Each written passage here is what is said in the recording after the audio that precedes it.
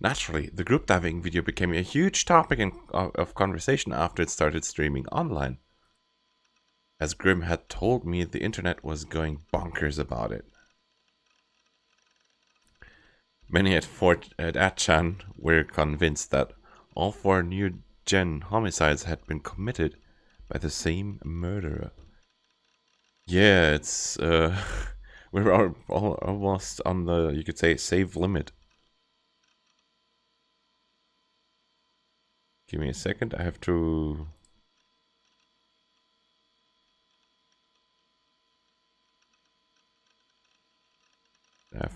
adjust the chat.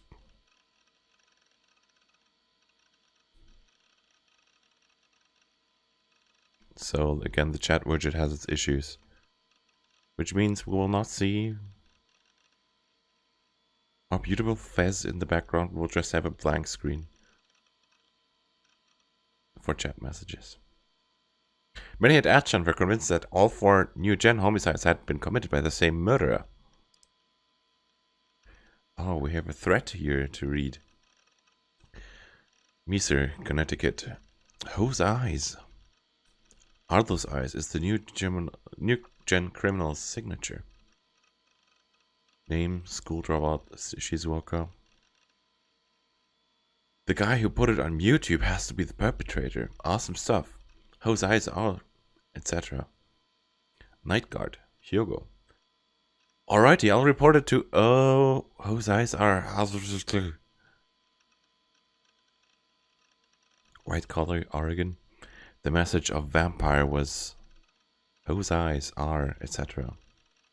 That makes a connection between the first and last new-gen cases.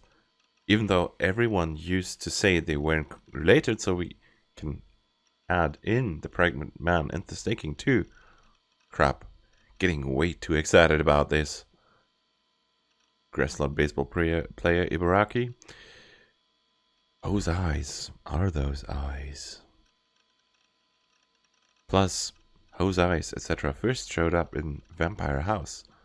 Or whoever did it, it couldn't have been imitating the group diving. Don't look this way, lol. Whose eyes? I saw the vid, but doesn't it seem kind of fake? I bet 1 cent that some acting troupe did it to get press. Pilot, don't overuse the hose eyes phrase, or whatever, you twerps. All it'll do is make the perpetrator get even more into it. So we're basically sure it's all the same. It's the same guy now, no? Plastic surgeon. Those eyes are those eyes. Like, it's actually just 2 meters tall, and they had a landing mat spread out right below it. Ruffle. Psychometer. Kamchatka Peninsula. Agreed. More people are gonna get killed while you guys keep using those words. Get a hold of yourselves. It's not that funny anymore. Whose eyes are, etc. I live in Shibuya. Don't look this way, says film festival participant. The office lady. The Mutate video. It's racked up the top number of views. Well, lol, don't look my way. Here it is, the top story of MHK News. No declaration of responsibility from Whose Eyes, etc. yet. Special programs on all the commercial stations, except for Tokyo TV. The TV reports were getting overheated as well. Like 140 had mentioned, all the big channels except Tokyo TV were broadcasting special programs, and they aired the aforementioned video over and over. The special programming itself ended in about an hour, but it was a minor shock for the country when that video got broadcast nationwide. Although all of the stations voluntarily censored themselves, cutting off the last scene where the actual jumping took place, it still had an astoundingly powerful impact. The drift of the debate on TV was by and large the same as online, and people seem to have all but decided that the four new gen cases had been committed by the same criminal, which was naturally enough. They'd already discovered common ground between two of the new gen incidents. Whose eyes are those eyes? The phrase currently going around Shibuya. It had originally made its public via the fourth new gen case, Vampire House. Despite that, one of the victims from the group diving, which took place over a month earlier, had let the same words slip. At present, those words were known to have been used in the first and last of the four new gen incidents. What that pointed to was, as everyone thought, the possibility of that the four incidents had been triggered by the same perpetrator. The police had an emergency press conference where they announced their response by stating that they would move to identify the uploader with all possible speed. Some politicians were also saying things like how greatly regrettable the criminal must be apprehended as soon as possible. The YouTube video was deleted by the site less than 3 hours after it got uploaded, but by then it was too late. Hatchiners had long since finished capturing the video and spreading it around, uploading it there and here and there and everywhere. No one could stop them. Sounds like just like 4chan. 4chan would do the same. And late at night, the following fact was revealed via a police announcement.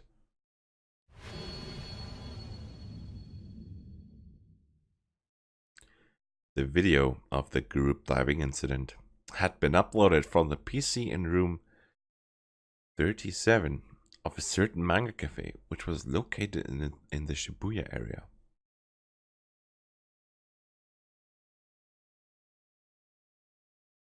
It was like right next to his favorite PC.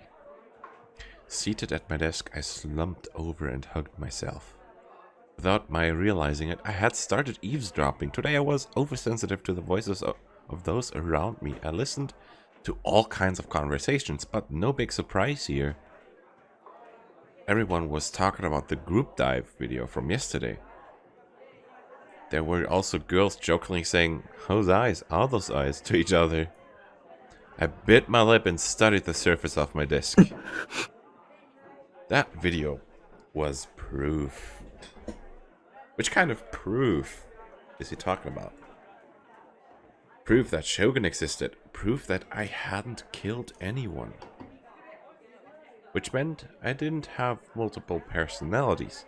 The old man in the wheelchair was the new gen perpetrator. But for what reason could Shogun have deliberately uploaded that video? Why would he himself do something to hint at his identity when the criminal had previously been swathed in mystery?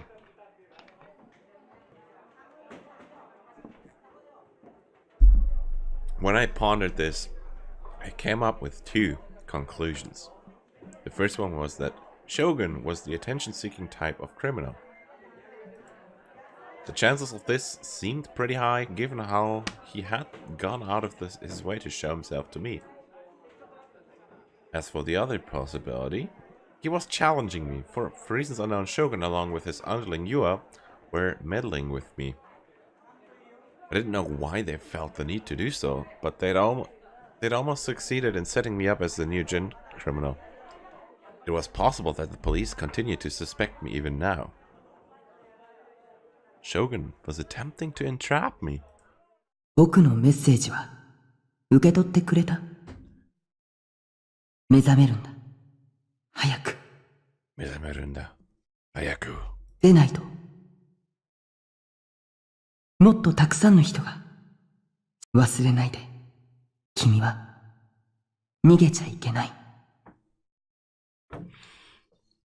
You mustn't run away, unlike a certain Shinji.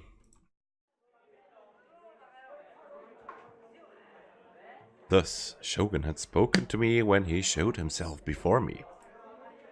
I could only think of it as a form of intimidation, the equivalent of, "I'm gonna kill you, so don't run away." And this time he'd taken the unprecedented action of uploading the video and making sure it was seen throughout Japan. Shogun had undoubtedly moved to the next step of his plan. I had been naive to think that maybe he'd stop targeting me. On the contrary, it would have been better to assume that he had at last begun to attack and plot against me in earnest. I was scared. The video had given me the shakes. Despite the fact that Shogun was, physically speaking, under a far worse handicap than me, he had killed 5 high schoolers without lifting a finger. If everything New Gen related had been done by the same person, it meant that Shogun had enacted the brutal pregnant men, staking, and vampire cases with his diminutive body.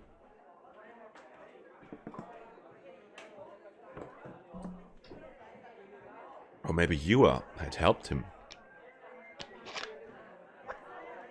Yeah, he must have had some help. I can't imagine this wheelchair dude just being there and committing all the murders. Either way, I didn't have any confidence in my ability to protect myself against people capable of carrying out such horrific acts with ease. My terror of them, my rage against the unfairness of my being targeted, and the message of those eyes. Are those eyes? If I weren't careful, I'd start trembling.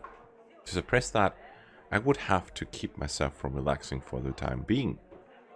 I constantly paid close heed to my surroundings and braced myself so I could flee if someone seemed to be approaching. I didn't know when Shogun or Yua might suddenly appear before me. For that matter, I had no guarantee that Yua was the only one working under Shogun. Someone connected to Shogun might be among my classmates now indulging in carefree chatter all around me. Those eyes, do I think those eyes are? I think those eyes are of a person that we haven't been introduced to yet.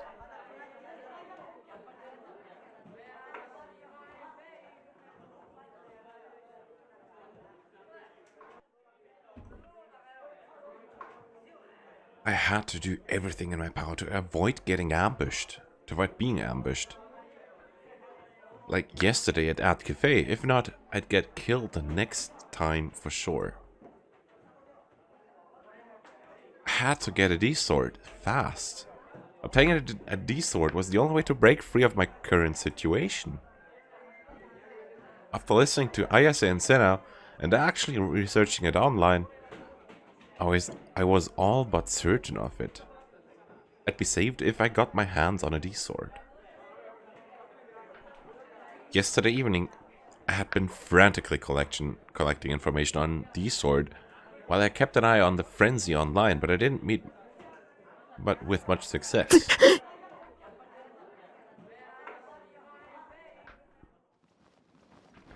I cradled my head, digging my fingers through my greasy hair.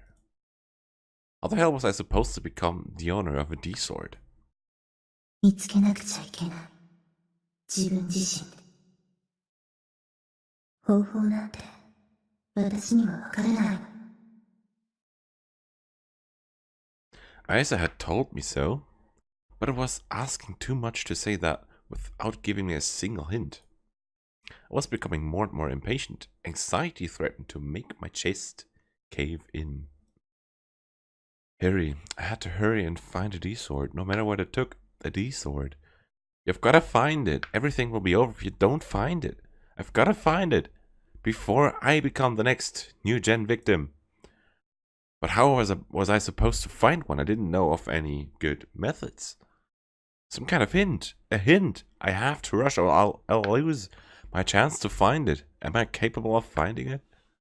This wasn't the time to be doing stuff like coming to school. My life and my ability to graduate. There was no need to weigh them against one another. Yet why was I? Sensing someone's approach, I raised my head in a flash and recoiled. びっくりした。Remy was there blinking at the suddenness of my movement. I'm the one who was surprised. Don't scare me like that. Released from my attention, I let out a sigh and flopped flat against my desk. タク、大丈夫？ As usual, Remy took a peek at my face. Flustered, I lowered my eyes. 顔、真っ青だよ。汗もすごいし、目も血走っちゃってる。Was Remy on my side, or was she my enemy? Because she had saved me once, my wariness towards her had faded considerably. However, on the other hand, I still hadn't resolved the suspicious points about her. What had been going on when I saw her covered in blood at the staking? We were supposed to have been friendly classmates since freshman year. But why was she simply missing from my memory? タク、体調悪いの？ Remy tilted her head, looking troubled. なんでもない。I looked away from Remy. I couldn't ask her such things to her face. My nerves were utterly frayed by the time today's classes finally came to an end. Even during classes, I had ceaselessly and verily surveyed my surroundings, paying no attention to the classes themselves. I hadn't slept since yesterday, but the sheer tension of it kept me wide awake. School today had felt virtually endless, and its excessive length sent me into despair time and again. I wondered why one's sense of time could be so drastically affected by one's state of mind. They say that time flows at a fixed and constant rate, but maybe that's a lie. Your subjective point of view can change the speed of time. In fact, I had a hard time thinking of people's attempts to affix stand-alone values to periods of time like seconds and hours as anything but a plot to cover up the differences in subjectively perceived time, and thus make all of humanity recognize it the same way. And supposing the length of time changes based on your subjective perspective, if you reversed it, wouldn't that mean that you could actually control its length at will? That occurred to me because of what Senna said about controlling the free will of others. If you reversed it, huh? 生まれながらに目が不自由な人でも目の前にある景色がちゃんと見えるようになる。ビデオカメラのような映像機器を介してな。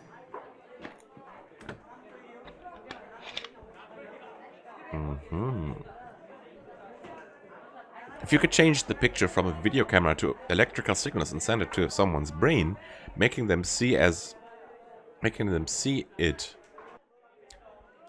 as a series of images, then the reverse could be changing that which you envision in your head to electrical signals and sending it to a videotaping device, thereby turning it back into an image. In fact, there was no reason that said recording device needed to be a video camera. For example, what would happen if you connected them to a hard disk recorder and showed them recordings of a nature program? What if, instead of a nature program, you showed them an anime? Come to think of it, anime was 2D. It was delusionary, but since a person who had been blind since birth would never actually have witnessed 3D scenery, if you showed them an anime and said, this is what the world looks like, wouldn't they come to believe that the 2D world itself was reality? That way, the person in question would perceive delusions as being reality, wouldn't they? Delusion. For example. So, okay, we will go for green first. That's a lot of kanji here. I'll have to put that through the translator. Just give me a sec. Just because of the kanji, I'll have to put it into the translator anyway, so. Green delusion trigger.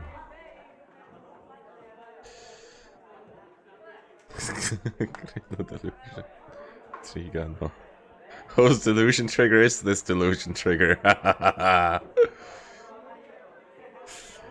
If person A put their imaginary visions into a hard disk recorder and transformed it to image data, then sent it to person B, wouldn't A's delusions turn into B's reality?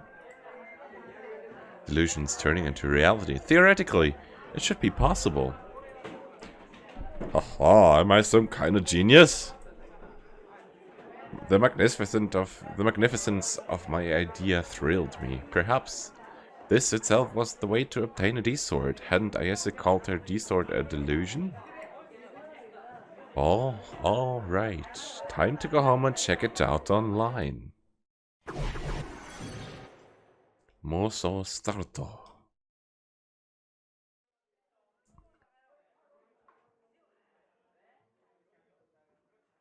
I left the classroom and headed for the school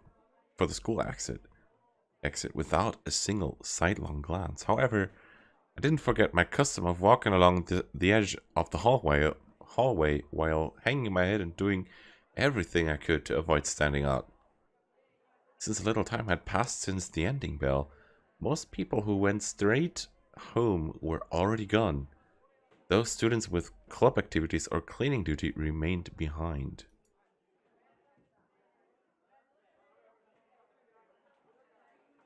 Somehow, schools give off a lonely, nostalgic feeling once a day's worth of classes have ended. This is true of both old-fashioned wooden school buildings and newer ones like Sume Academy. So, can I tell what's real and what isn't? At least as in the game, we have had this delusion animation. So we're hopefully within the delusion.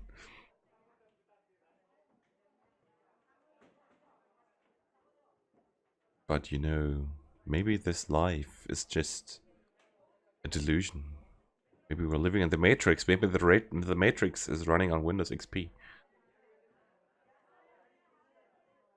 That's why we keep forgetting stuff.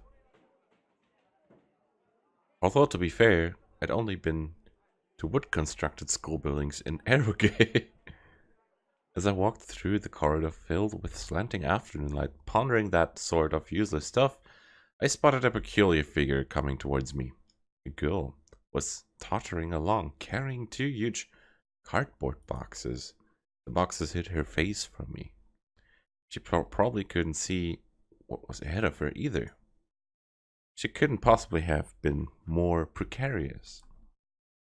If I were in an Eroge, a scenario like this would lead to me colliding with her and setting off a flag, guaranteed. I thought about giving it a shot, but it was a mere thought, of course, and I didn't have any intention of actually trying it out. On the contrary, I stayed on my guard. Chances were strong that she might be an assassin to me sent by Shogun. Don't get involved. Watch out. I paid careful attention to every step she took. She drew still closer to me, swaying first to the right, then to the left. I, on the other hand, walked along the left side of the corridor. I waited until she tilted toward the right, then sped up my pace. By doing so, I managed to pass her safely.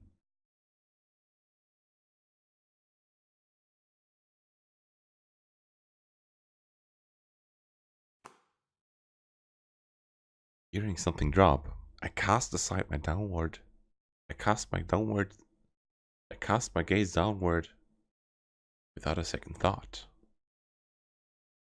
Someone's student handbook had fallen. Without meaning to, I stopped.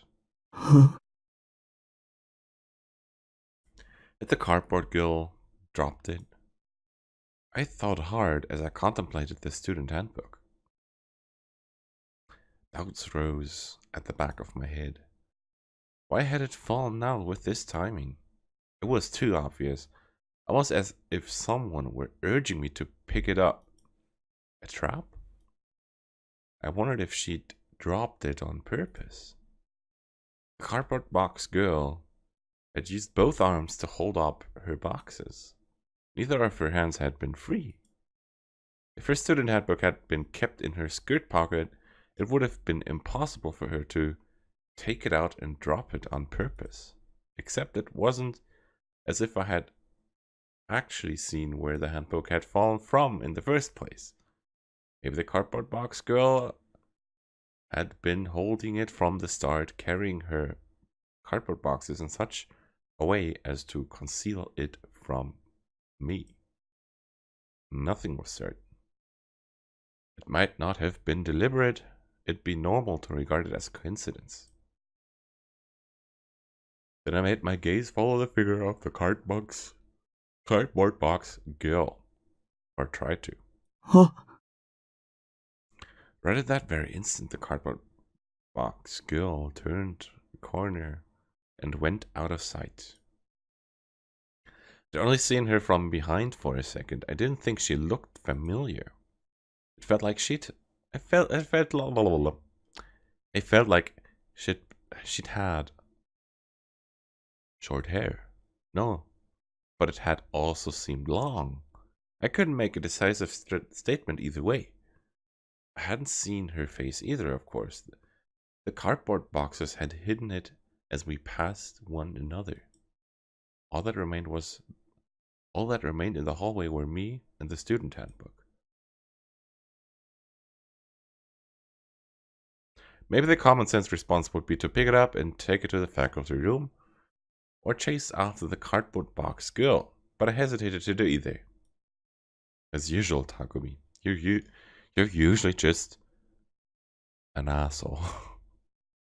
Takumi. Our protag is dumb.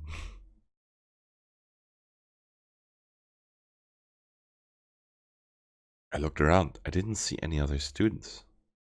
All I heard were a number of girls laughing merrily from somewhere far off. I didn't think this was a trap. The handbook's owner was already gone. How might the situation end up entrapping me? Could there be a microscopic bomb planted in the handbook? That was far too unrealistic. So surely nothing would happen if I picked it up here now. Right? Of course nothing was going to happen. I ought to use it to confirm who that girl was, just in case because she might be working for Shogun. I'd take a look at her name, class, and headshot, and leave the handbook itself back here. I'd take a pass on shouldering the hassle of having to deliver it to the person in question. After glancing around with even greater caution to make sure no one was in the area, I picked up the student handbook and casually opened it to the first page. Oopsala! So, we cannot actually see who's on the photo. But what's written on the CG is pretty clear. Whose eyes are those eyes?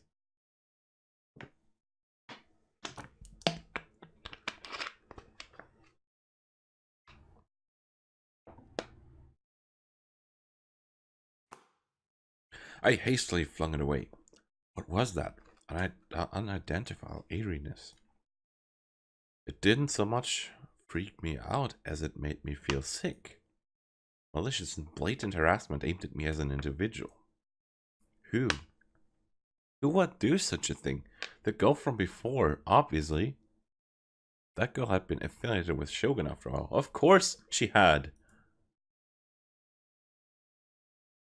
I'd only had a glimpse of the student handbook's contents, but the first page, which should have contained the owner's name, birth and date, class, and other information, had been utterly blacked out.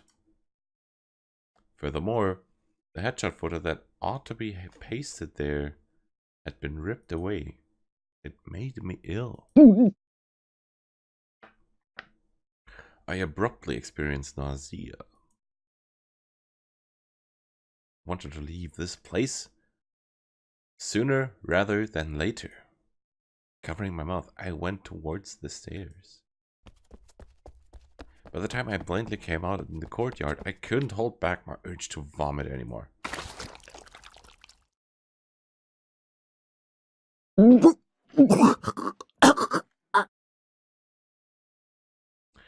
Surging stomach acid made the depths of my throat sting. Tears blurred my field of sight. It grew hard to breathe. The aftertaste of bile in my mouth made me feel sick. It seemed like I was closer to the end of my psychological rope than I thought. Might also have been because I stayed up all night. I looked around ceaselessly as I wiped the edges of my mouth. No one was there.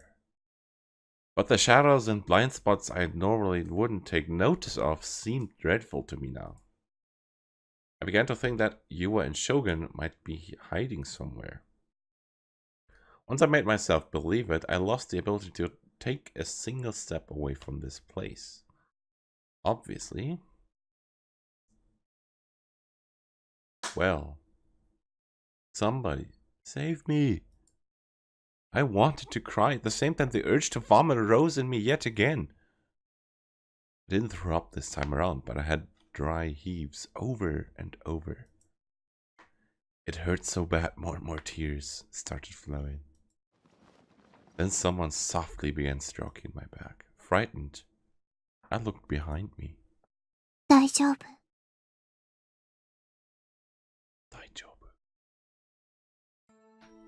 It was Rimi. 大丈夫だよ。 Those words weren't a question aimed at me. They were a gentle conclusion. 私はタクの味方だから。 She didn't grimace at the rotten stench of the filth I dredged up.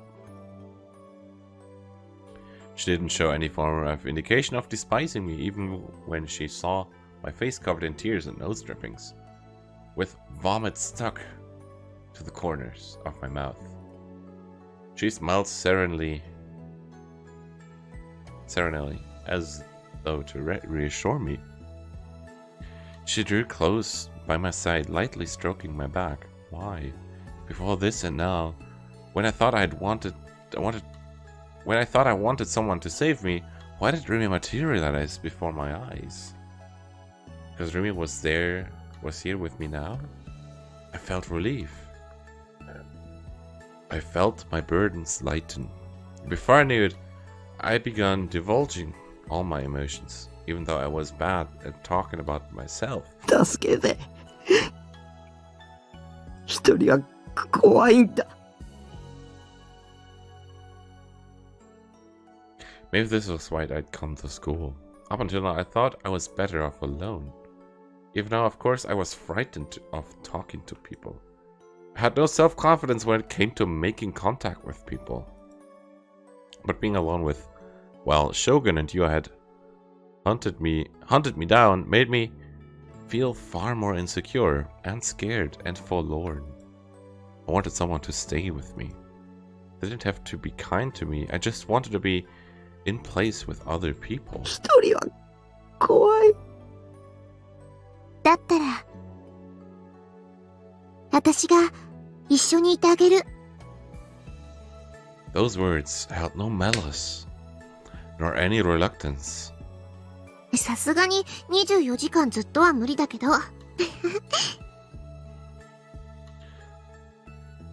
Their shy gaze suddenly tilted up towards the sky. What was she looking at with such distant eyes? 朝一緒に学校行って、学校では休み時間にどうでもいいこと話して、お昼休みは一緒にご飯食べて、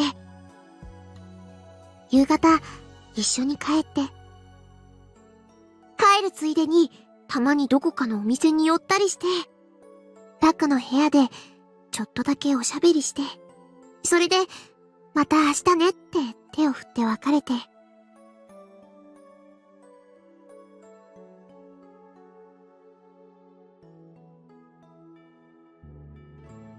そんなのでいいなら、私いくらでもしてあげるよ。些そういうの、結構憧れなんだ。That was almost like being boyfriend and girlfriend. I was stupefied. Was she talking seriously? Yeah, her face certainly seemed to say so. どうしてどうしてそこまでしてくれるの？それは。Sora. There was definitely a flag standing there. Standing here, right? It wouldn't be weird for her to say, because I love you in this situation, right? Not that I could think of a single reason why Rimi would fall for me. No, wait. This was Zhuge Liang's trap. Something similar had happened in the past. You had fooled me, driving me back to the brink of despair. That's why I can't afford to expect too much. Start by envisioning the worst case scenario. Rimi, too, might be my... Bishi? Bishi?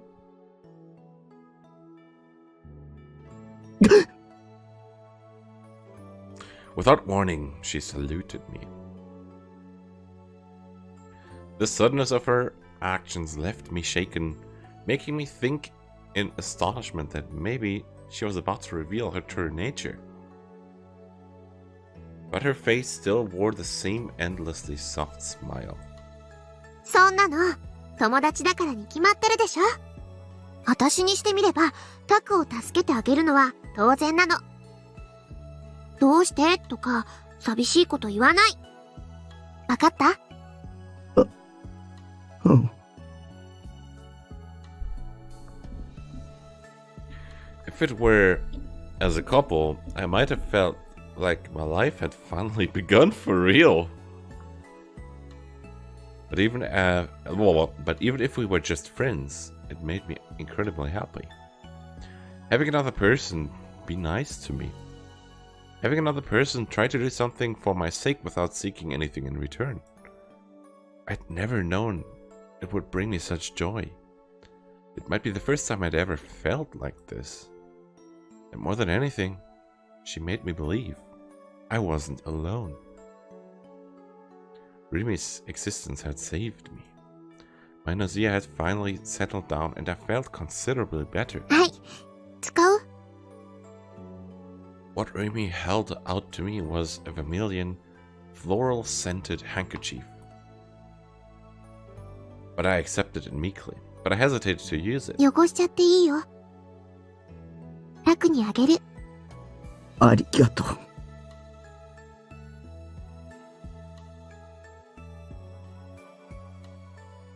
I felt bad about it, but I decided that I might as well accept her generosity. I wiped the edges of my bile-soiled mouth.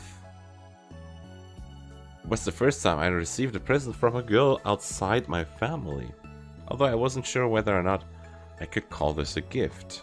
Because I had felt as if I were all alone in the world, even a little thing like this induced the same gratitude in me as something far more precious. My happiness and relief threatened to make tears spill out again. それじゃあ、帰ろっか。Rimi asked me in a carefree voice. 一緒に。 Ishuni. Apparently, we'll leave school together. Her suggestion from before was already a done deal. Though I hadn't given her an answer yet, not that I had had any intention of refusing, I was frightened of being alone. I didn't want to be by myself. Right now, Rimi was the only person I could lean on. That said, I couldn't relax simply because Rimi was going to walk me home. I picked a different route from usual on my way back and proceeded cautiously, trembling all the while. Every shadow seemed to hold danger. I was tormented by the illusion that Yua Shogun might be around the corner each time I approached an intersection and my legs would go weak, halting my progress. At such times, Rimi would go ahead and scout out the road beyond the intersection, then turn back and nod at me. 大丈夫。誰もいないよ。What a service. Dude, Takumi. That is a nice girl you're having there. I hope you treat her well. She is a rare kind.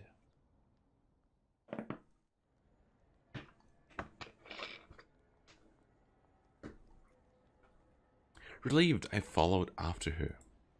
Rimi went along with me without a single grimace. ねえ、聞いていいかな？一体、何があったの？ I was a little torn over whether or not to tell her about it. If I told her that here, and if she too ended up being targeted by Shogun, it'd be my fault for getting her involved. 話したくないなら、無理に話さなくても。いや、話すよ。I'll talk. My mouth had already started moving. I definitely didn't want to get her caught up in it. But if I didn't explain anything, Rimi wouldn't understand the gravity of my position. For my own sake, I ultimately chose to close my eyes to the potential danger to Rimi. She'd been the one to say she'd stay with me, so it's not like I was doing anything wrong. The fact that Shogun was the new gen criminal, the fact that Yua was his underling, the fact that they were targeting me. What had happened in front of the 107 building?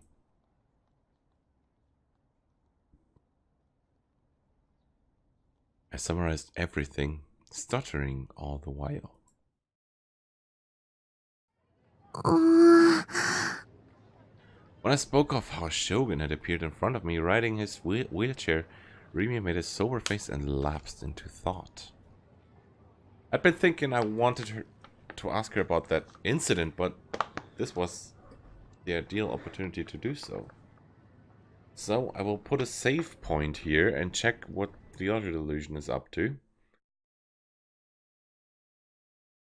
Because we haven't tried the red one. Let's see where they merge into the same reality.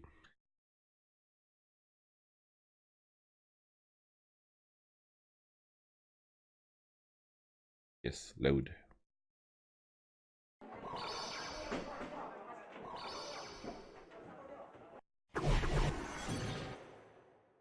So.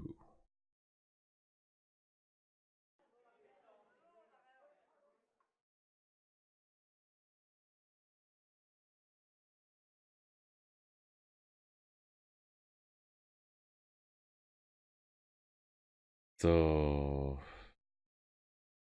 Since little time had passed since the ending, but most people who went straight home were already gone. There were students with club activities of cleaning to remain behind. Somehow, schools give off a lonely, nostalgic feeling once a day's worth of classes have ended. This is the true of both old-fashioned wooden school buildings and newer ones like Suime. Okay. Either way, silence filled the school's interior. I walked hurriedly throughout the quiet, doing my best to prevent footsteps from making any noise. The long afternoon light pouring in through the windows was warm. Normally I would hang my head as I walked. Already read that one. I looked straight ahead, keeping on my guard against any suspicious figures who might be lurking there. A sound. I heard a sound! What was this sound? I had the sense that I'd heard it somewhere before. Immediately after, something cut across the freshman corridor and I could see a little ways in front of me. An empty wheelchair. The group dive video I had seen yesterday floated up at the back of my mind. My back went rigid and I stopped in place. The wheelchair crossing the hallway vanished from my field of sight.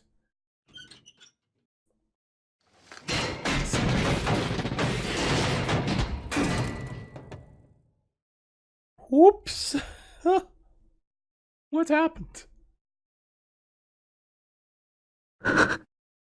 Silence returned.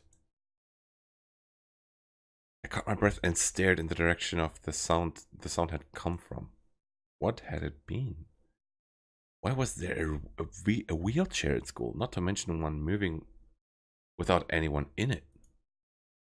That crash I'd heard in the end could have been the sound of the wheelchair falling down the stairs. Making such a huge sound meant it must be horribly broken now. I took a quick look around. The silence had the reverse effect of heightening my fear. At least I couldn't see a single moving thing from where I stood, but I sensed a gaze. Don't look at me. Don't look at me. Could Shogun really be here? Had he come to this school? Why would he have come? To meet with you? To meet with me? I took a step back. In the same instant, I almost toppled over. Somehow I managed my balance. It was creepy. Was this a way to harass me? Why wouldn't it be? Why wouldn't he show himself? Why would it be such? It would be so much more bearable if the culprit appeared before my eyes. I abruptly experienced nausea. I wanted to leave this place sooner rather than later. Covering my mouth, I turned back the way I'd come.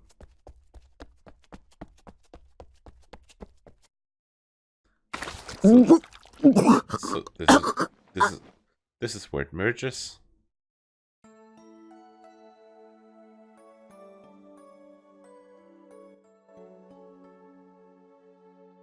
Quick skip.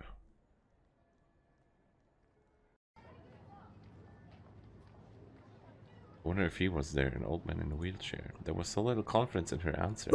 思い出して。大切なことだ。But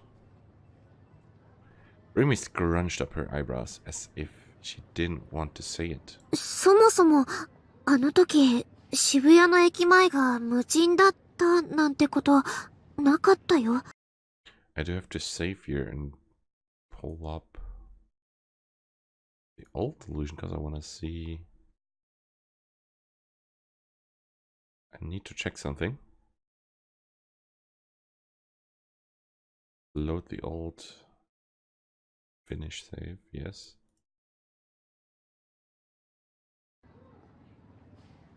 いたかな？車椅子のおじいさんなんて。大切な。でも、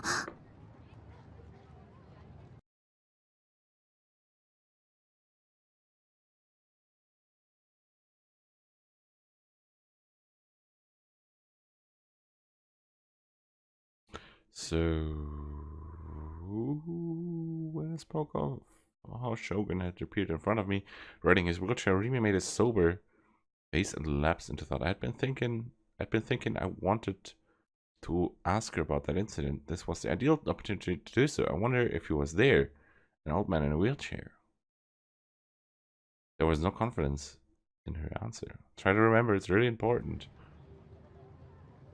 Remy scrunched up her eyebrows as if she didn't want to say it. そもそも、あの時、渋谷の駅前が無人だったなんてことなかったよ。いつもと同じだった。That was how it must have appeared to Remy at the same time. If possible, I'd wanted her to agree with me, but Remy and I, out of the two spectacles we viewed, whose was correct? Was I mistaken after all? Had that empty Shibuya been a delusion of mine?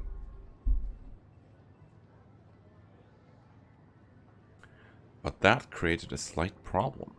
The elderly wheelchair-bound man who had appeared in the depopulated Shibuya, Shogun, how was I supposed to explain him? If the depopulation had been illusionary, Shogun would have to be a delusion as well. 駅前って人が多いでしょ？だから車椅子の人がいてもなかなか気がつかないだろうし。要するに見てないってこと。ごめんね、役に立てなくて。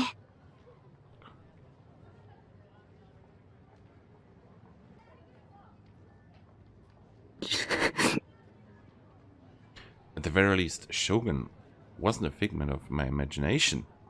At first I thought he was a delusion, but my understanding of the situation had flipped 180 degrees upon the emergence of the group dive video. Shogun was real. Shogun existed. But maybe the empty Shibuya part of it had been imaginary.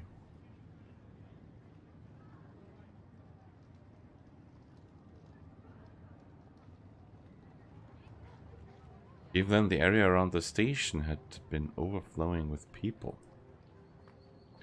And I alone had viewed a different kind of scenery.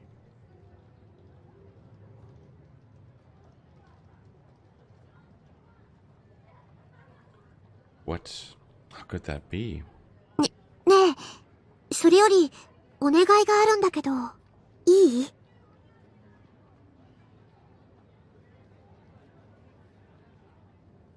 え？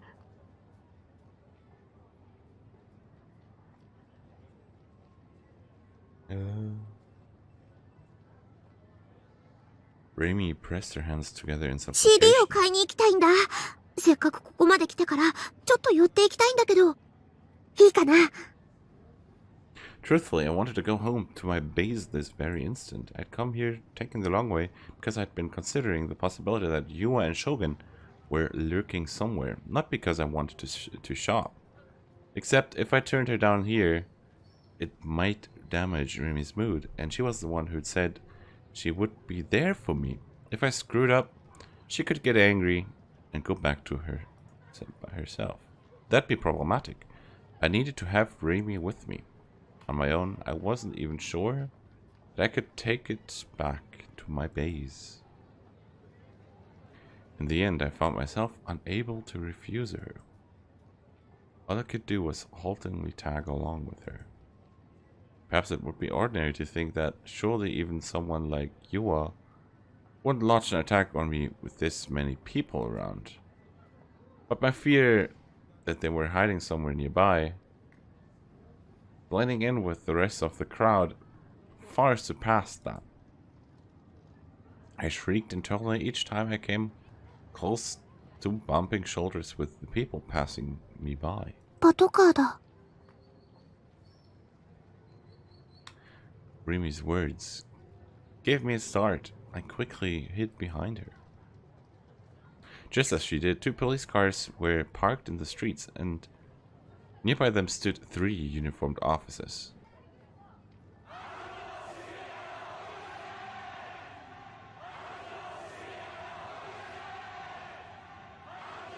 The police too were chasing me. I was obviously innocent, but the incompetent police couldn't grasp that.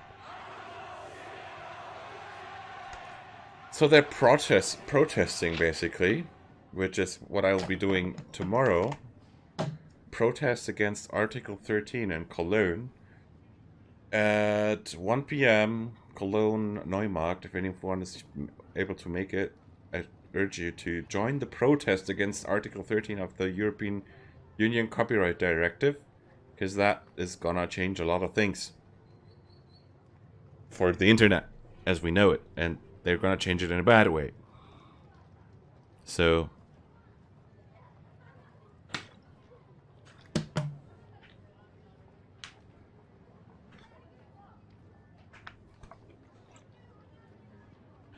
were those policemen searching for me too? So I thought, but apparently that wasn't the case. Their lines of sight rested on the vast quantities of people who traversed the roads as though they owned it. Were those people protesters? They came equipped with various standard issue items, from banners to posters with messages on them to forehead banners. I bit my lip upon seeing a child tripping along, pulled by the hand of his parent with "Whose eyes are those eyes?" written messily on the marker on the front of his t-shirt. I have an idea. 何のデモだろうね。 There were a variety of marchers, young and old, male and female alike. I should write Sonome Dare no Me on my protest thingy. I still have, you could say, a place where I could put that. I need to do that. I had, they paraded solemnly along, but once in a while they'd cry out in unison. Drive the demons out of Shibuya! 悪魔 Many of the protesters were inscribed with messages like, Drive the demons away from our city! Protect Shibuya from terrorists! This had to be a show of resistance against the New Gen incidents. There was no point in demonstrating about it. If you've got that much free time on your hands, find and kill Shogun. That way, all my memories will vanish. タク、行こう Disinterested, Rimi shifted her gaze away from the demonstrators and began walking toward the entrance to a CD shop. As soon as we came in the store, Rimi went straight for the indie music corner. Unlike the J-pop music corner, there weren't many customers in the vicinity. Rimi stopped in front of the F shelf and began searching for the CD she had in mind. But her shoulders soon sagged. やっぱりないな An indie group whose name began with F. Could it be? タクはファンタズムってバンドを知ってる今話題になってるけど I think that's an interesting mistake in the localization.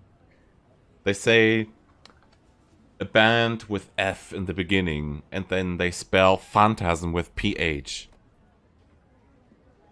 Yeah, that's some consistency right here.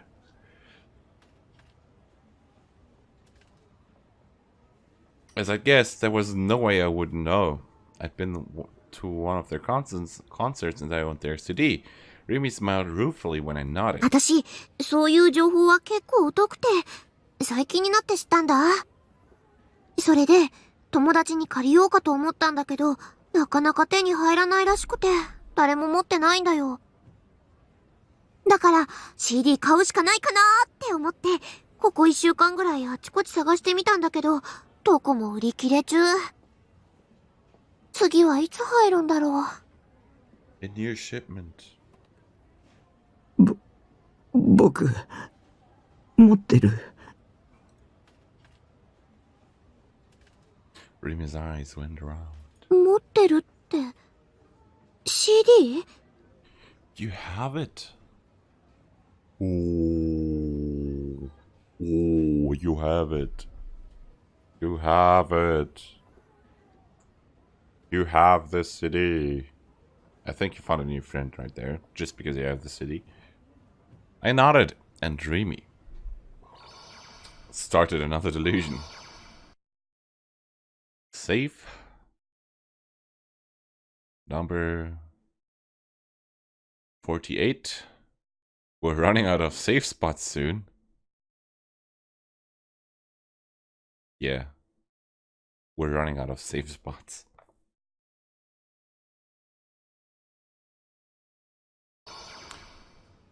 We're going for the green one first. Placed her hands on my shoulders. Her sudden closeness flustered me.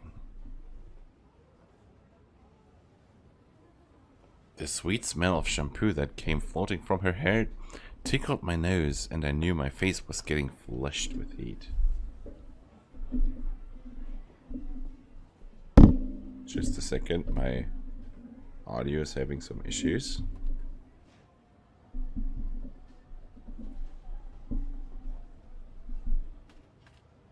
So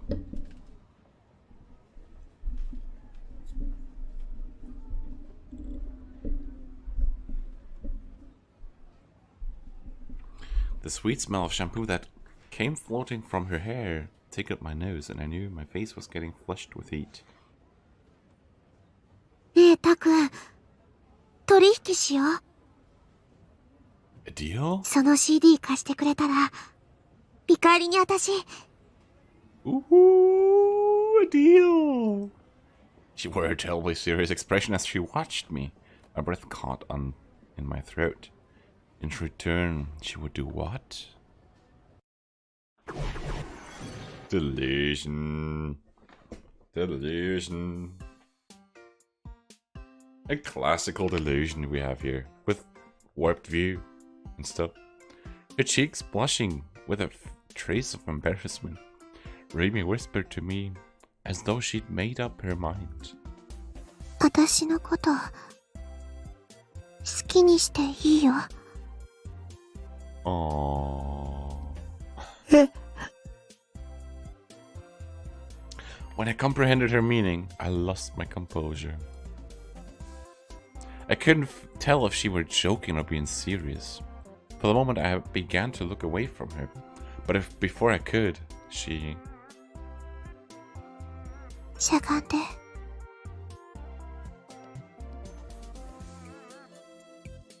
What?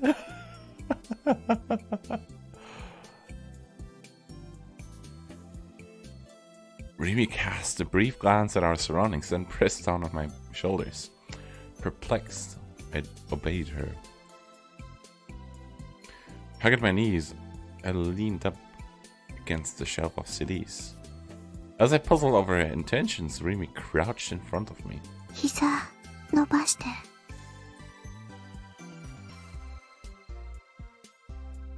So she wanted me to sit directly on the floor?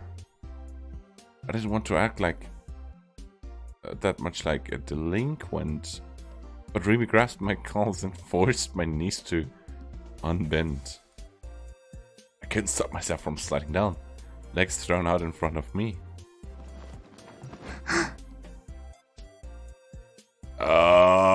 Suddenly Remy straddled my legs. Remy laid her pointer finger against my lips. She was telling me to keep quiet, but doing this kind of thing in the middle of the store? Remy looked down at me bashfully as though she'd read my mind. ここ、インディーズのコーナーって、お客さんあんまり来ないよね。こうしてしゃがんだら、周りから見えなくなっちゃう。Really? Really? Remy's face came even closer to mine. Her breath tickled my cheek. A hot sigh. I was too captivated to look away from Remy's ardent eyes. Her gaze seemed to draw me in. Remy looked directly back at me. Still looking, she began moving her hands alone, undoing the buttons on my blazer one by one.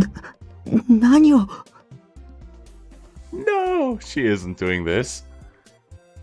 This is not an eroge. This is just a visual novel.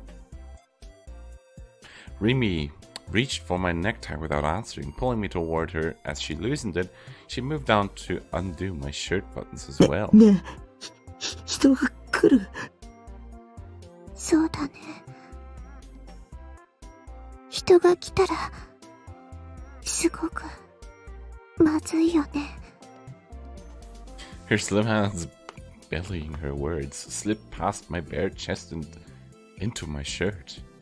Her cool hand slid leisurely across my skin.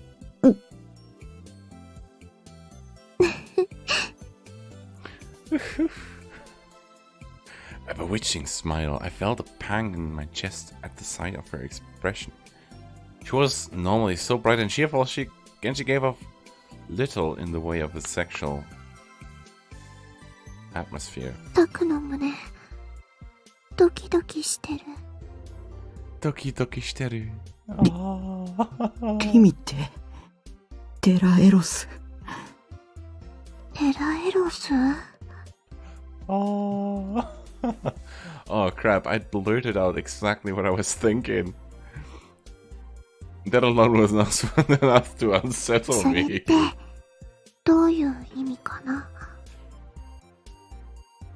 教えてよ、タク。Taku.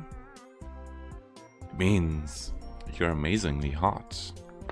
The tips of Rimi's fingers caressed the sides of my neck, crawling over my skin. It tickled and felt amazing. 私のこと好きにしたくなってきた。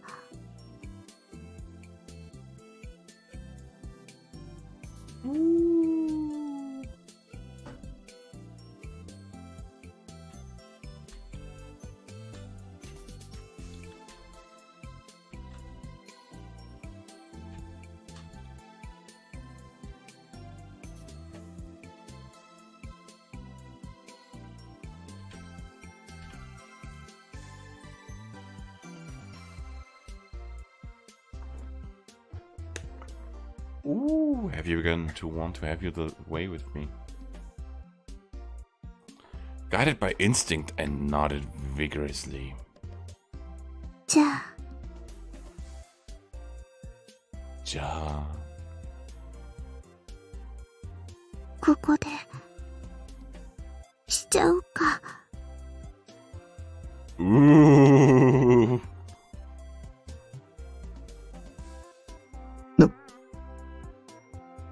I doubted my ears. Do it here? Did that mean? 何を Ah, that was. Oh, that was. おーい。 I abruptly kept that back to myself. Rimi was waving her hand in front of my face, eyebrows knitted in wonderment. I wasn't sitting on the floor and she wasn't straddling my legs. We were simply standing normally, facing one ど another. うしたの？急に意識がどこかに飛んじゃってたみたいだけど。でもない。落ち着け。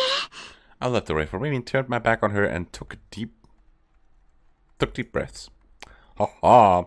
It had an arrow delusion. I was indeed the lowest of the low. I became quite disgusted with myself.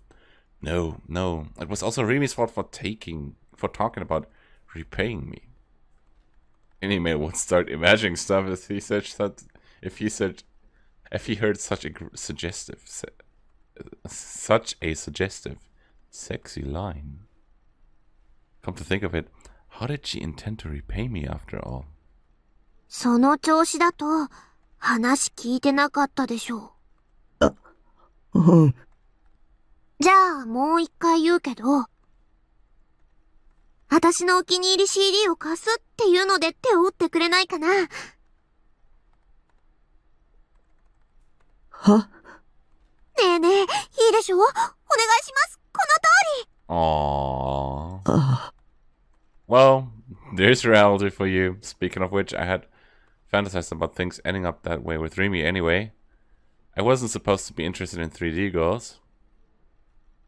When I nodded right away, in answer to Rimi's suggestion, I struck a joyful victory pose. It was so funny looking that I found myself smiling despite the danger of my situation. Somehow I made it back to my base without any incident. So I'm gonna put a save point here. Next. And load the other delusion. Go read the red delusion. Load. Yes. Hallo, irgend so ein Typ.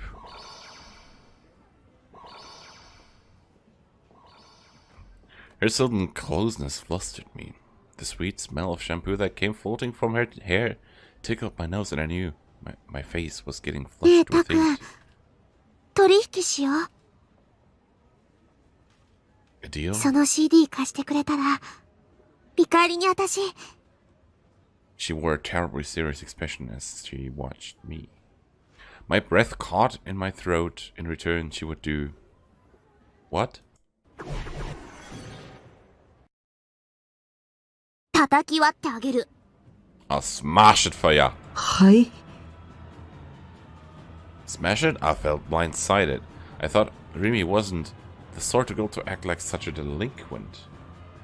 Disregarding my confusion, Rimi went on talking even more seriously. その CD を持ってる人は呪われちゃうの。 That CD puts the curse on never...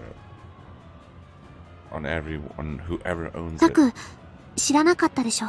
私の調べた情報によるとね、ニュージェネの被害者は、みんなその CD を買った人なの。フェスの予言は、CD を買った人にだけ当てはまる、フェスの呪いなの。No, it ニュー couldn't ジェネ be. 事件は、フェスの仕業。急がないと。次に死ぬのは、タクだよ。Delusion has ended. おーい、 Remy was waving her. どうしたの？いや、なんでも。 Just gonna skip through. I'm gonna go ahead and guess that you weren't listening to me, right? じゃあ Yeah. もう一回言うけど、私のお気に入り CD を貸すっていうので、ねはえねえ、いいでしょ？お願いします。あ、 Well, there's reality for ya. We're back into the main line of the story. When I nodded right away, in answer to Ruby's suggestion, she struck a joyful victory pose. It was so funny looking that I found myself smiling despite the danger of my situation. Somehow we made it back into my base without any incident. It was all thanks to Remy, of course. I owed her one. But I was a tad put off by how she instantly rejected my request to wait outside while I tidied up my room a little. だって、前に来た時に汚いっていうのはよーくわかったし、今更片付けたって無駄だよ。かっこつけなくてもいいって、私とタクの中でしょ？ね？ What kind of pals? Remy was absent from my memory, and so I didn't really know. Once in a while I was startled by Remy's familiarity towards me. It wasn't at all unpleasant, but there were definite discrepancies in the sense of distance we felt between each other. For that matter, I wondered if Remy was serious about it being okay not to clean up my room. Even though convenience store lunch boxes I'd finished eating were scattered on the floor along with utensils, and Erica boxes with sensationalistic illustrations on them were piled up on the bed, either Remy wasn't the sensitive sort, or she didn't perceive me to be any kind of threat. Both prospects left me feeling kind of ambiguous. Appearing not to notice any of my distress, Remy sat on the sofa and earnestly looked down at the lyrics book that had been included with Phantasm's CD.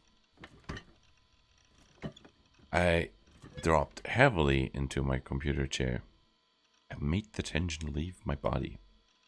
My nerves had worn thin from cowering in fear with the whole day, but maybe the reason I didn't feel all that exhausted was because Remy was here with me. さて、どうしよっか。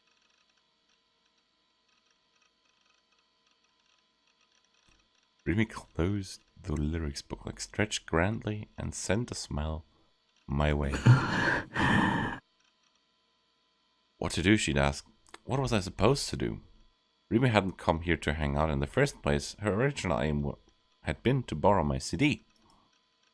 If she were going to do me the favor of staying here with me, how should I respond? Did I even have to do anything to begin with? If this were an arrow game, we'd jump right into an age scene, but... Crappity crap, hoppity hop. I'd better not think about that sort of thing right now. You'd better not think about that sort of thing right now, yeah. Would be counterproductive. Even under the best of circumstances, I would still feel very strained being alone in my room with a 3D girl. If I let my imagination run away with me unnecessarily, I'd become overly conscious of her and might do something weird to give myself away. Silence. Remy gazed vaguely at the manga volume scattered on the floor and the eroge stacked on the bed. So awkward. I had the sense that I ought to start a conversation, but I couldn't think of any potential topics except games or anime. I didn't think she would know much about them.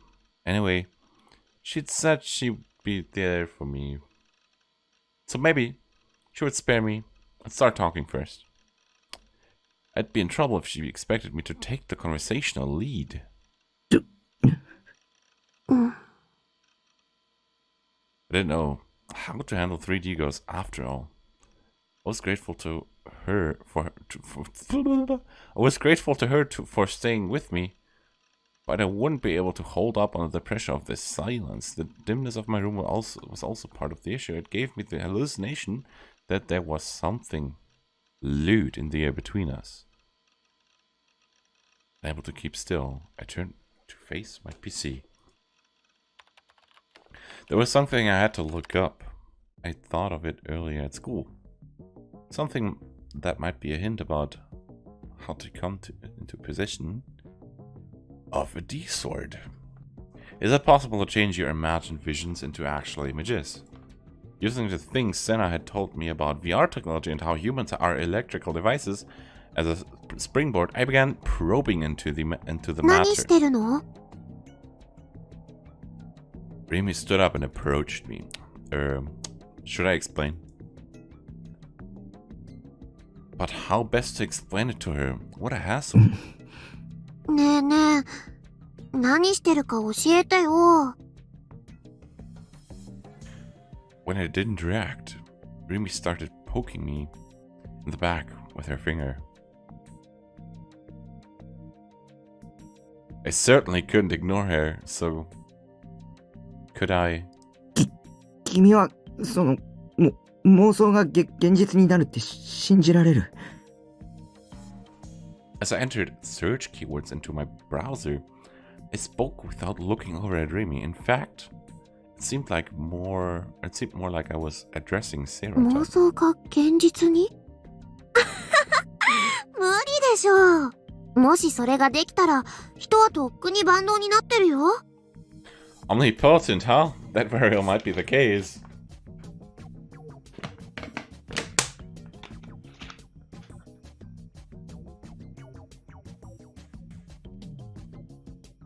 Delusions were a world where even the most unrealistic things became possible.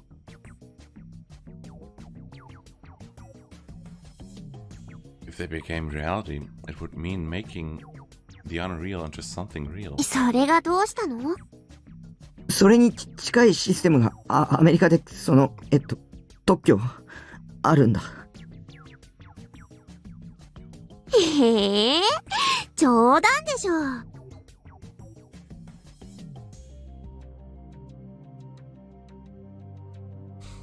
I sensed Remy letting out an exasperated sigh behind me. In answer, I opened the aforementioned patent image I had received from ChäoS. これは？ There really is a patent like that? United States Patent Brain Imaging Technique.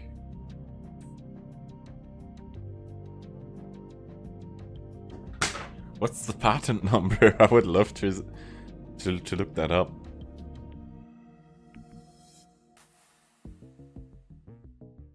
特許の証拠写真。本当に？本当に? Leaning forward, Remy brought her face nearer to the monitor. She ended up peering into it from very close beside me. わあ、私英語って苦手。すごいね、タク。英語読めるなんて。So close.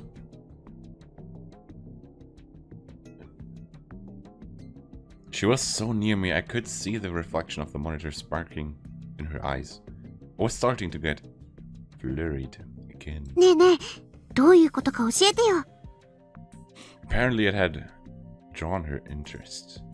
Doing my best not to think about how close she was, I focused on looking back and forth between my monitor and Saratan.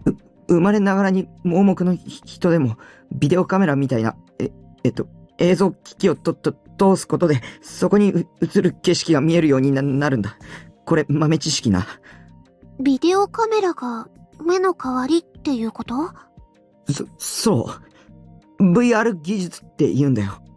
へえ。ももし本当だったらすごいな。I'm telling you, it's real. Senna had said the tests were successful. で、機械を使って目が見えるようになるのと、妄想が現実になるってどうつながるの？ This is a little bit like Serial Experiments Lane, the anime. Just that the technology of that creates the delusions is a different one. Or that creates, you could say, the imagery in your mind. The imagery that doesn't exist though. But it still exists because you have it, you could say, in your brain. And in so many brains at the same time that it becomes a reality.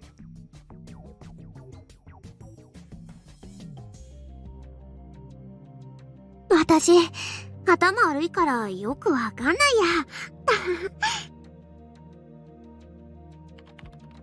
While explaining it to Remy, I was later on with likely sounding search keywords using trial and error, but I couldn't find the sort of page I'd been looking for.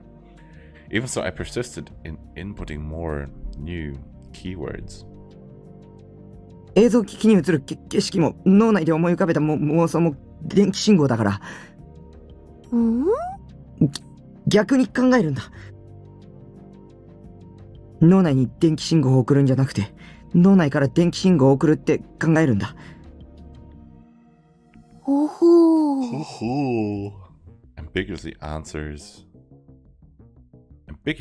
were all that came back to me. Maybe she didn't understand very well. It'd be a bother to explain in greater detail, so I gave up on talking about it. I concentrated instead on looking things up. Well, it wasn't like I needed her to understand. Because in the end, there was nothing more than my own deductions.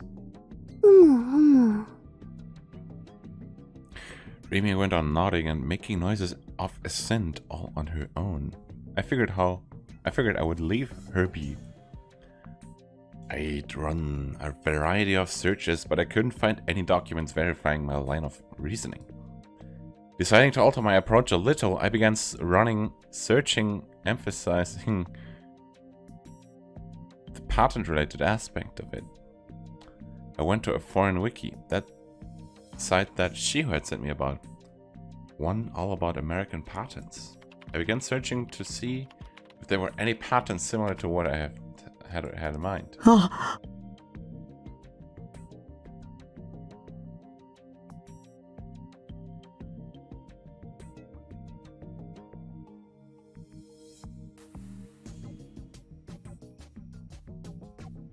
As I jumped from link to link, I finally hit on an image similar in the atmosphere to the one Shiho had sent me on to before.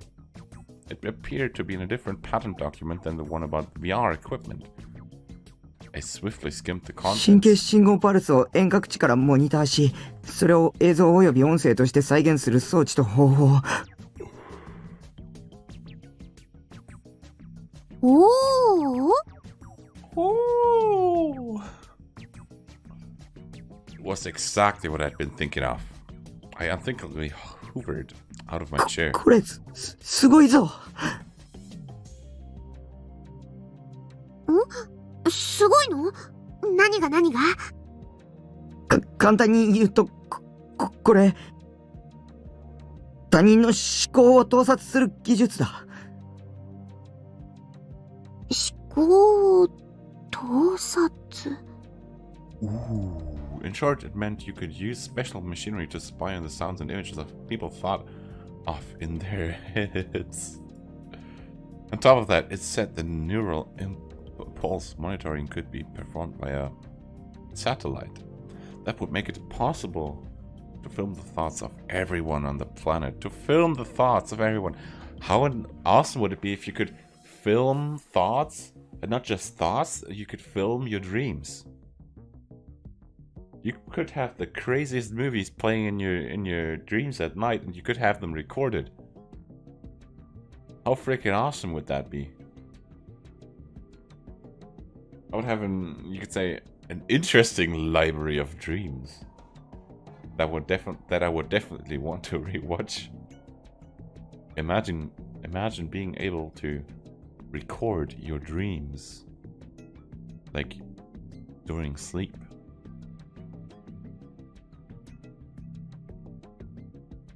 本当にそんなことできるの？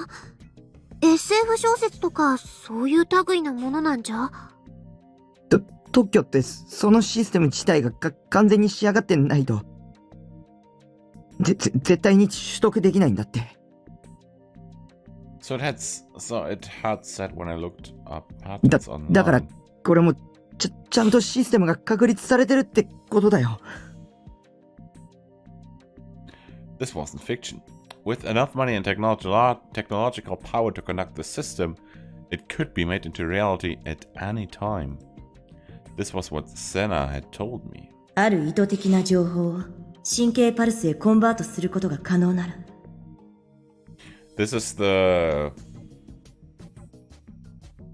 you could say, the insert information into neural pulses conversion, also applied in Steins Gate in the time leap machine.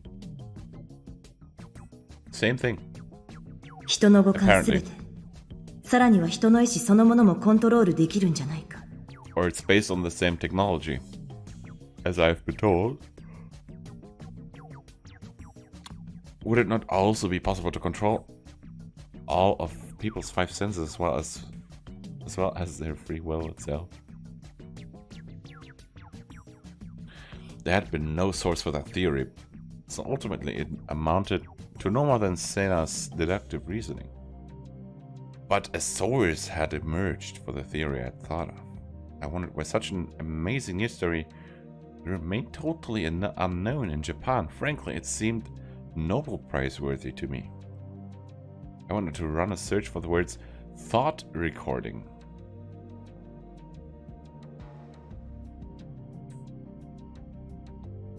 What came up were the records of an American lawsuit. また英文だ。頭痛くなってきそうだよ。It was fairly long, so it looked like I'd have a pretty hard time reading it as well. The phrasing might get kind of weird, but I used an automatic translator to convert it to Japanese.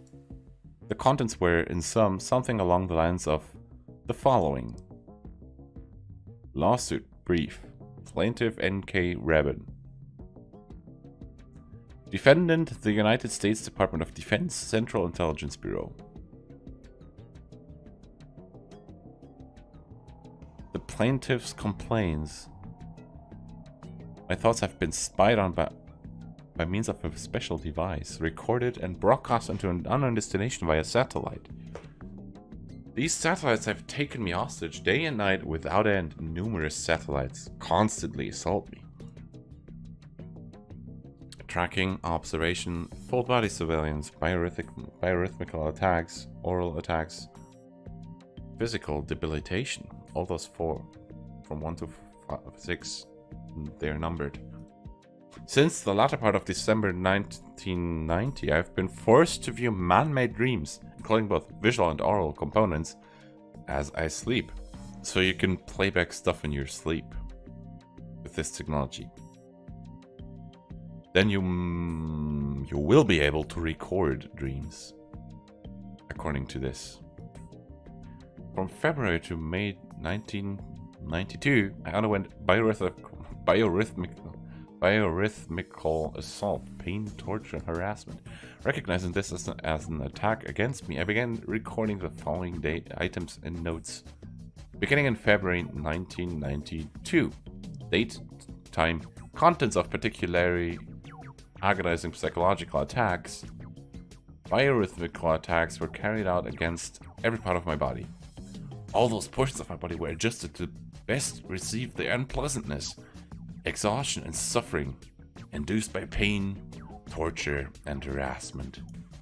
The main regions are listed below: chest, vision, lower abdomen, brain to interfere with my sleep, brain to show me artificial dreams. 思考監視、思考盗撮、しかも国家ぐるみ。マジ？私これ知ってる。何年か前に映画で見た。 That's fiction. But the brief written here wasn't.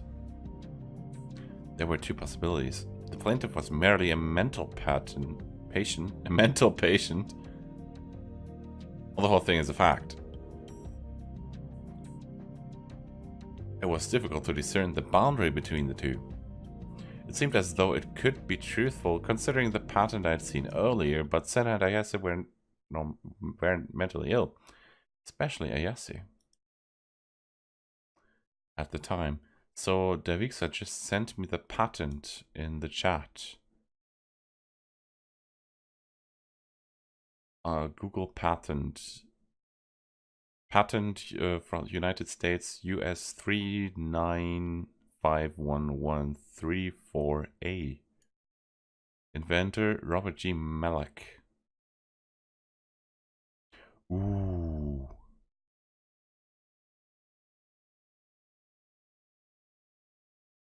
Ooh. Dude.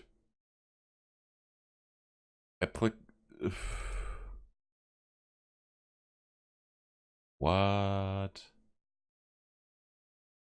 Publication of this? Anticipate. Interesting. If you look at the last status of the this patent, the thing changed today. Application status is expired. Lifetime. You could say I think you could say the application for the patent has expired. If it's the patent itself that has expired, we don't know.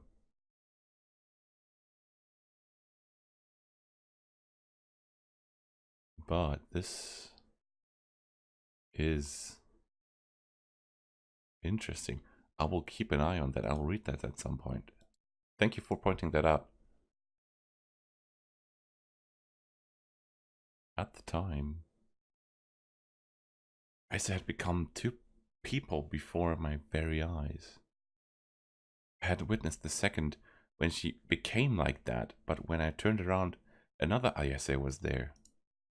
She had showed me how she pulled her D-sword out of thin air as well. It hadn't been an illusion or delusion. Once she showed me something like that, I couldn't say she was simply sick in the head anymore. Only Ayase had told me the following. This is the delusion you wished for. That mysterious phenomena really had been. Was it truly the result of what I had envisioned? 理想度は力を持つ人のみにしか映らない。君には私の剣が見えているでしょう。それが意味するのは一つだけ。This is like ASMR. The power to project delusions into reality. Perhaps I possessed it. No. I was getting way ahead of myself there. It was way too much of a leap to assure that such a supernatural power existed simply because there was a system capable of scientifically replaying delusions on film. 見つけなくちゃいけない。自分自身で。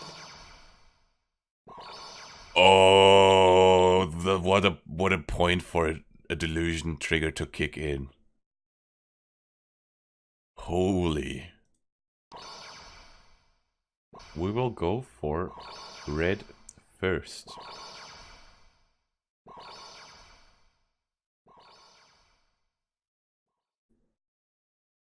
You must find it. You yourself. 方法なんて私にもわからないの。Except what if the way to come into possession of a D-sword required precisely that sort of supernatural power? And if I bore such power within me, I might very well be worth a try. It. Not I. Leaving Rima to gaze at the monitor, her eyebrows furrowed, I picked up the toy D-sword propped in a corner of my room. I stood in the center of the room and held it up at eye level, just like an ESO character. At this point, I started to feel rather comical. It was practically impossible for a scrawny Japanese guy like me to look cool carrying such a big sword. You only see it online a lot. You see it online a lot, in pictures of cosplay events and such, but pretty much all of them are painful to look at. Now, I must be much the same in much the same state.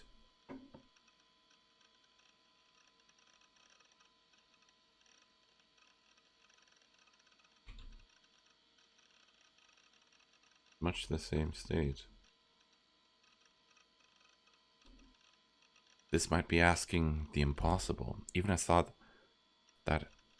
thought that in the corner of my head, I figured I would give it a shot for the time being.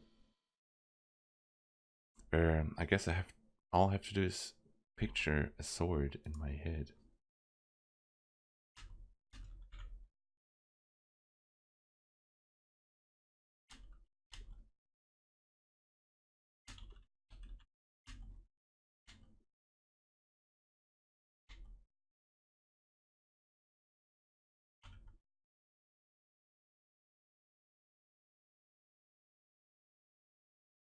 When I thought of a sword, I inevitably ended up basing it on the ones that appear on ESO.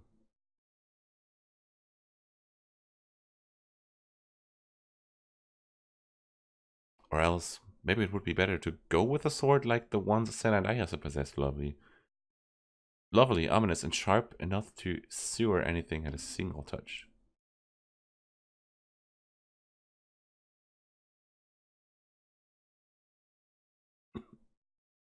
I couldn't envision the whole thing clearly.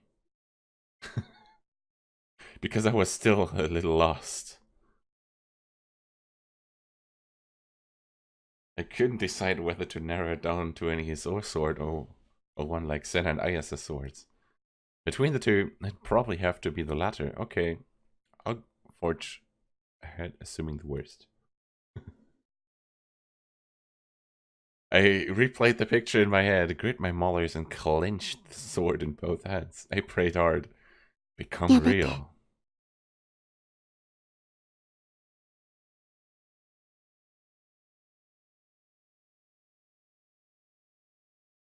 Something soft and warm covered my hands as I gripped the sword. My heart jolted and I opened my eyes. Rimi, extending a hand from where she stood beside me, had seized my wrist.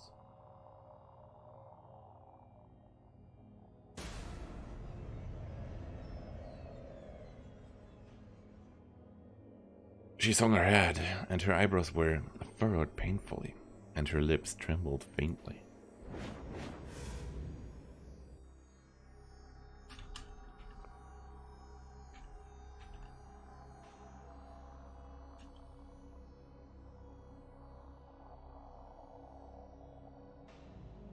She seemed strange, like a different person from when she had tilted her head upon hearing what I had to say about the patent.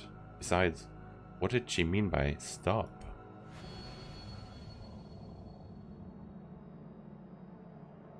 Unpleasant memories grazed the back of my brain. Rimi was my ally. She was supposed to be. But that didn't mean I'd solved every one of her mysteries.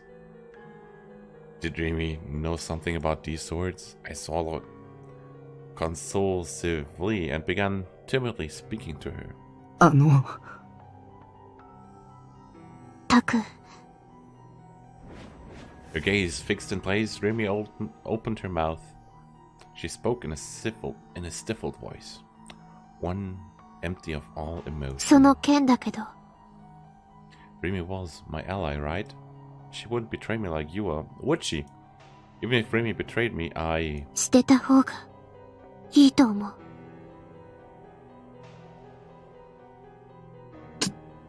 どうして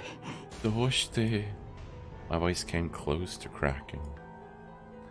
Had I been right to think Remy knew something? だって Finally shifting a line of sight, Remy met my gaze. Straight from the front. I hastily averted my eyes. After all, what you're saying... だってもう高校生だし Without warning, Remy's face broke into a mischievous smile. The suddenness of her transformation took the wind out of my sails. そりゃ男の子っていくつになってもそういうおもちゃが大好きなんだなーってのはなんとなくわかるけど I mean, I somewhat understood that boys love those kinds of toys no matter what they... さすがにそんな大きなおもちゃ一人で部屋で振り回してるのはどうかと思うよ。それが許されるのは小学生までじゃない？でも、タクの個人的な趣味を私の前で披露してくれたってのはちょっと嬉しいかも。what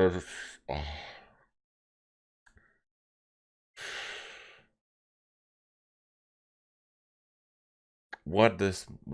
that disappointment. I was hoping for a grand illusion, and then something like this comes along. 私にだけ秘密を教えてくれたみたいで。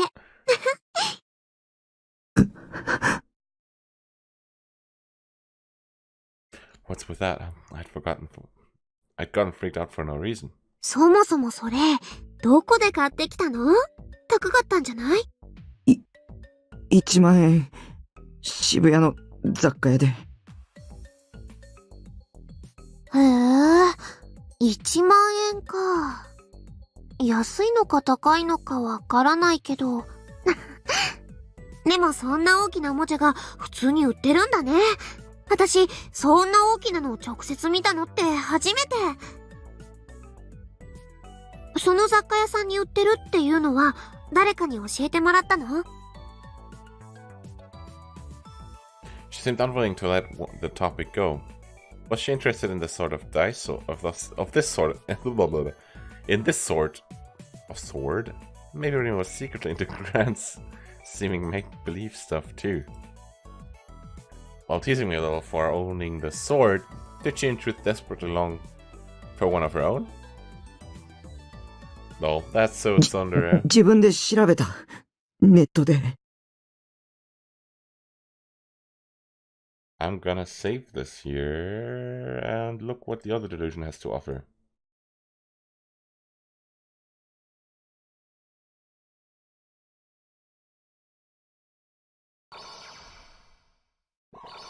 Green. Except what if the way to come into possession of these sort required precisely that sort of unnatural power, supernatural power. Found both such power within me. Might have been... Leaving Remy to gaze at the monitor, her eyebrows furrowed, I picked up the D-sword propped in the corner of my room.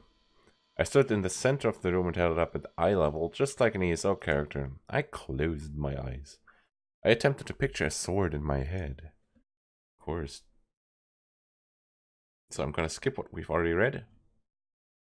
I'm good at daydreaming. After all, I have all kinds of daydreams on a daily basis. If I wanted to, I could come up with a clear vision that included even the tiniest little details.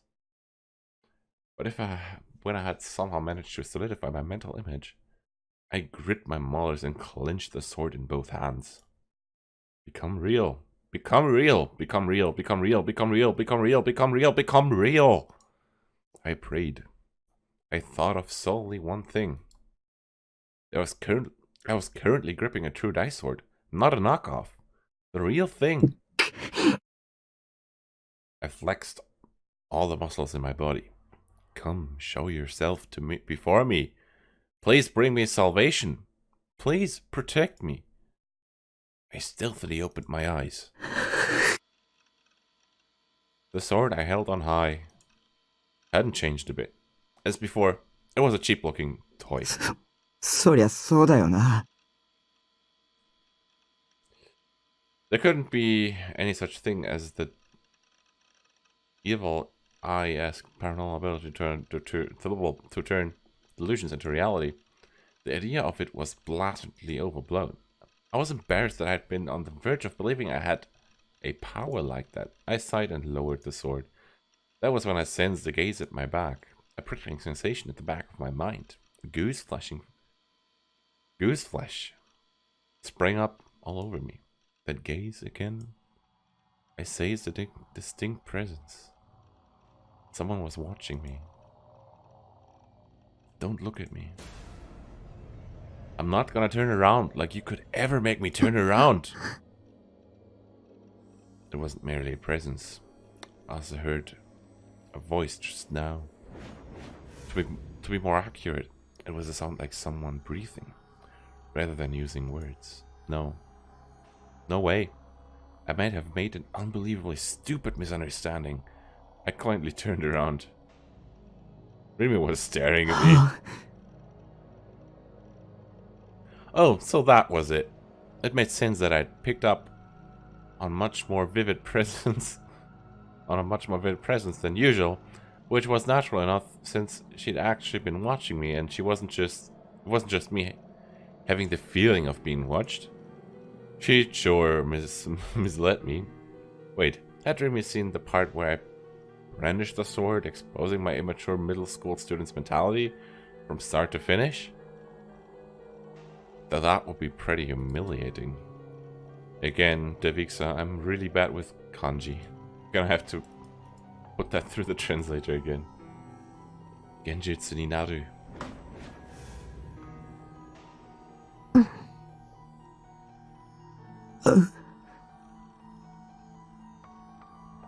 But something about her was strange.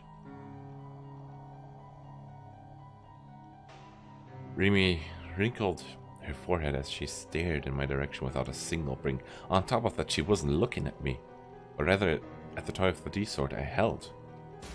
Why was she wearing such a grave expression? She seemed like a different person from when she had tilted her head upon hearing what I had to say about the patent.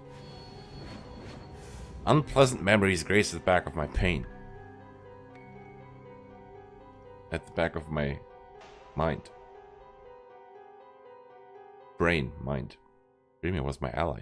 She was supposed to be. But that didn't mean I'd solved every one of her mysteries. Did Remy know something about these swords?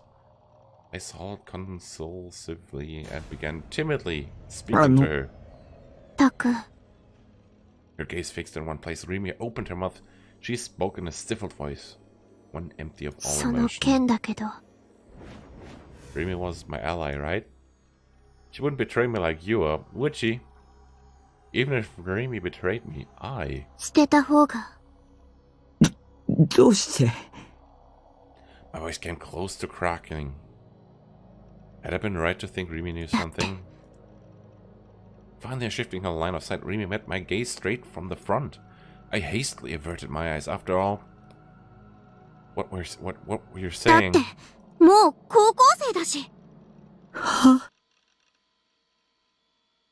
Without warning, Remy's face broke into a mischievous smile. The suddenness of her transformation took the wind out of my sails. そりゃ、男の子っていくつになってもそういうおもちゃが大好きなんだなってのはなんとなくわかるけど。Etc., etc. We'll skip what we have read.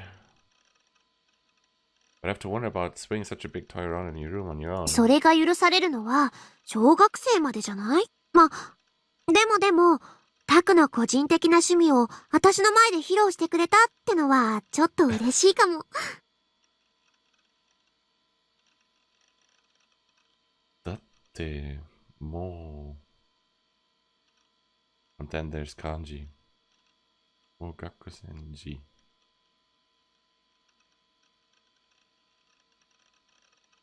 学装字。Deshita. What? La la la. Okay. I've messed this one up. 私にだけ秘密を教えてくれたみたいで。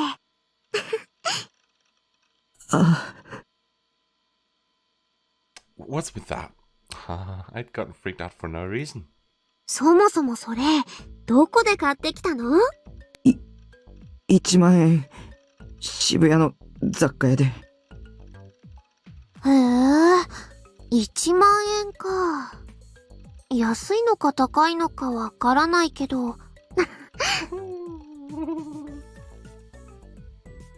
でもそんな大きなおもちゃが普通に売ってるんだね。私、そんな大きなのを直接見たのって初めて。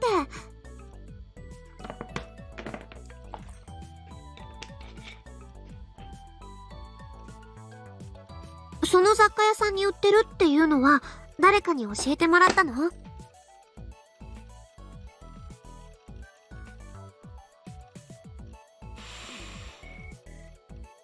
？If my Japanese would be good enough, I'd be reading Noah. But my Japanese isn't yet at the level. She seemed unwilling to let the topic go. Was she interested in this sort of sword? Maybe Rima was secretly into grand seeming make-believe stuff too. While teasing me a little for owning the sword, did she in truth desperately long for one of her own? No, that's so tsundere. 自分で調べた。ネットで。ネットか。すごいな。何でも情報が手に入るんだね。私は全然ダメ。パソコンなんてろくに使えないよ。で、その剣って流行ってるの？なんで？なんで？タクはどうしてそれを買おうと思ったのかなって。You jumped into Noah soon after starting Japanese. I wanted to still plan to jump into robotics notes once I finish ChäoS Ed.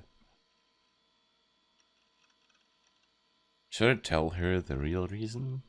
If she were going to be there for me from now on, maybe we would end up searching for a real D-sword together in the future, and it might be better to say it all here and now. これは偽物だけど、本物があるんだ。本物？ Oh yeah, there's still a ChäoS child I should be reading. Rimi regarded me dubiously, tilting her head. 本物を持ってる人、僕知ってるんだ。2人いる。同じ学校の女子。女子ね。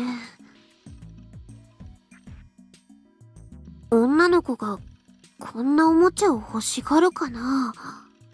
本当なんだ。それにおもちゃじゃない。あ、ごめん。本物は光るんだ。それにすごい存在感で。僕、それを探してる。それさえ手に入れれば、僕は救われるんだ。救われるって。Rumi's face went blank as if she felt taken aback, but I was utterly in earnest. Besides, the D-sword would be a powerful source of support when it came to defying Shogun.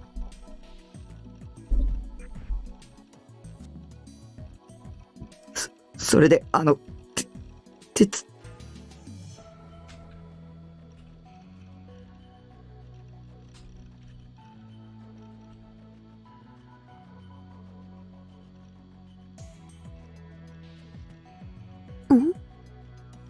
wanted to ask her to help me search for it. But when I thought about the possibility of her turning me down, I became scared and insecure and lost the ability to say anything at all. Lobbing the fake sword aside, I sat on the couch. I sighed and closed my eyes. Maybe Rima would offer to help me look for it of her own accord. If so, I'd give her my okay ASAP. Although it certainly wasn't realistic to expect that much.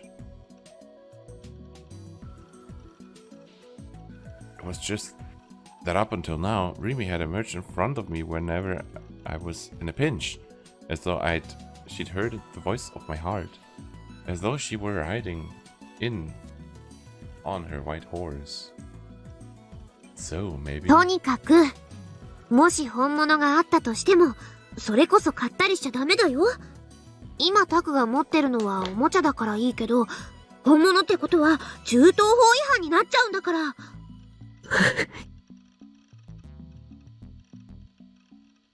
She instantly shattered my expectations. I'm disappointed in you, Rimi. Well, no doubt her reaction was quite outstanding from the point of view of your average Joe.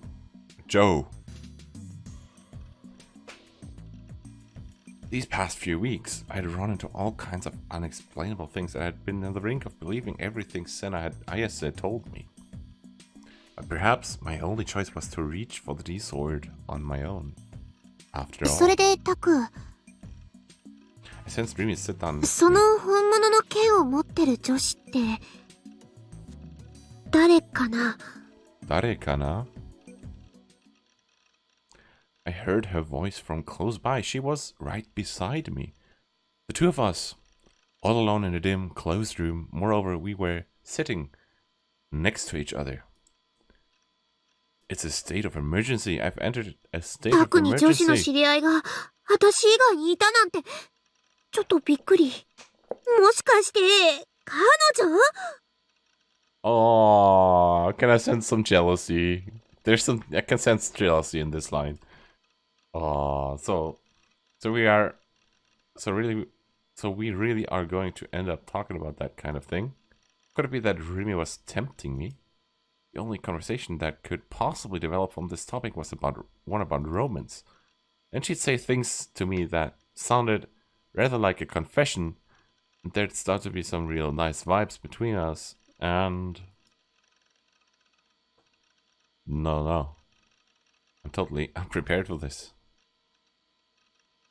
I opened my eyes and frantically shook my head. Both Ayase and Sena were mysterious beings, and both of them were weirdos, but in a cute, eccentric way.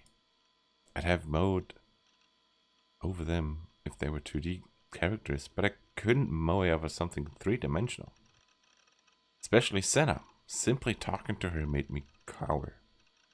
She seemed like she wouldn't have any qualms about using violence. If possible, I wanted to avoid getting tangled up with her. そっか。ちょっと安心したかな。え？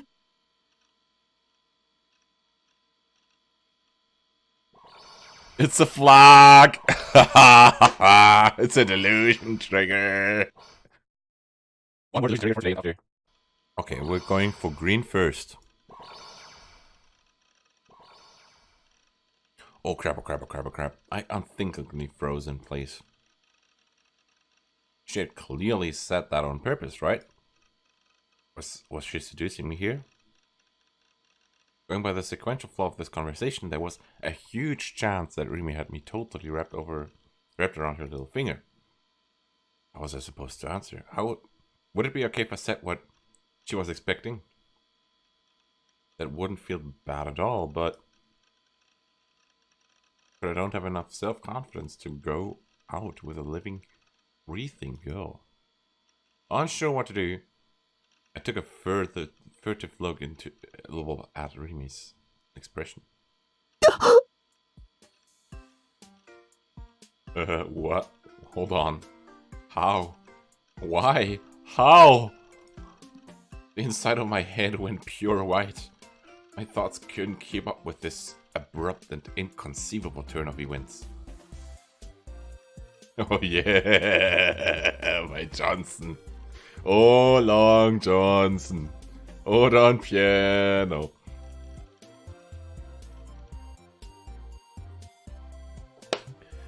I couldn't so much as move a single finger.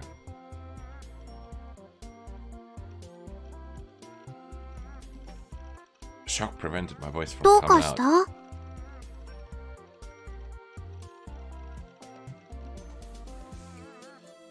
Muska. At some point, Rimi had taken off her uniform's jacket. Not only that, but when I looked closer, she'd also taken off her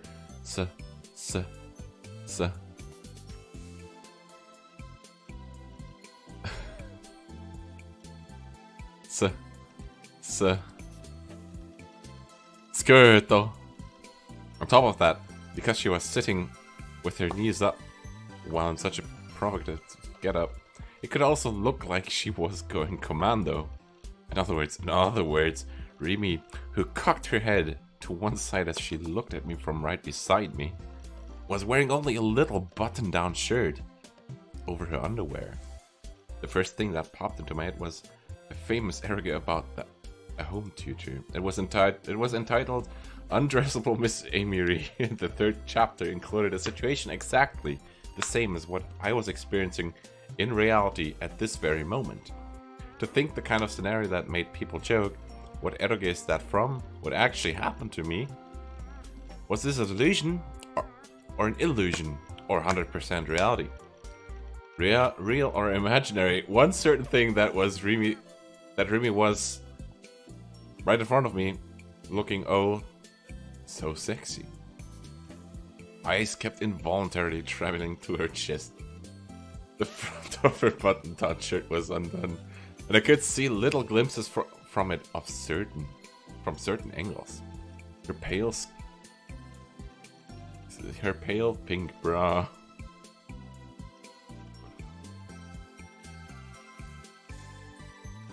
Your bust is so surprisingly big, Sakiyata-san. No, stop. She'll think you're Lex if you ogle her. Don't look, you mustn't look. I dropped my gaze. And this time I ended up looking at her hips. She wasn't wearing a skirt. I could see, it's a panties, Sakiyata-san. They were rather simple panties, but darling, all the same. Oh yes. Daring, all the same. Oh shit. My Johnson was starting to stand to attention. I had been picking up on the sweet scent she gave off for a while now. But how do I put it? There was a huge difference between her on one end and figures and 2D stuff on the other. When it came to the sense of touchability, her skin radiated.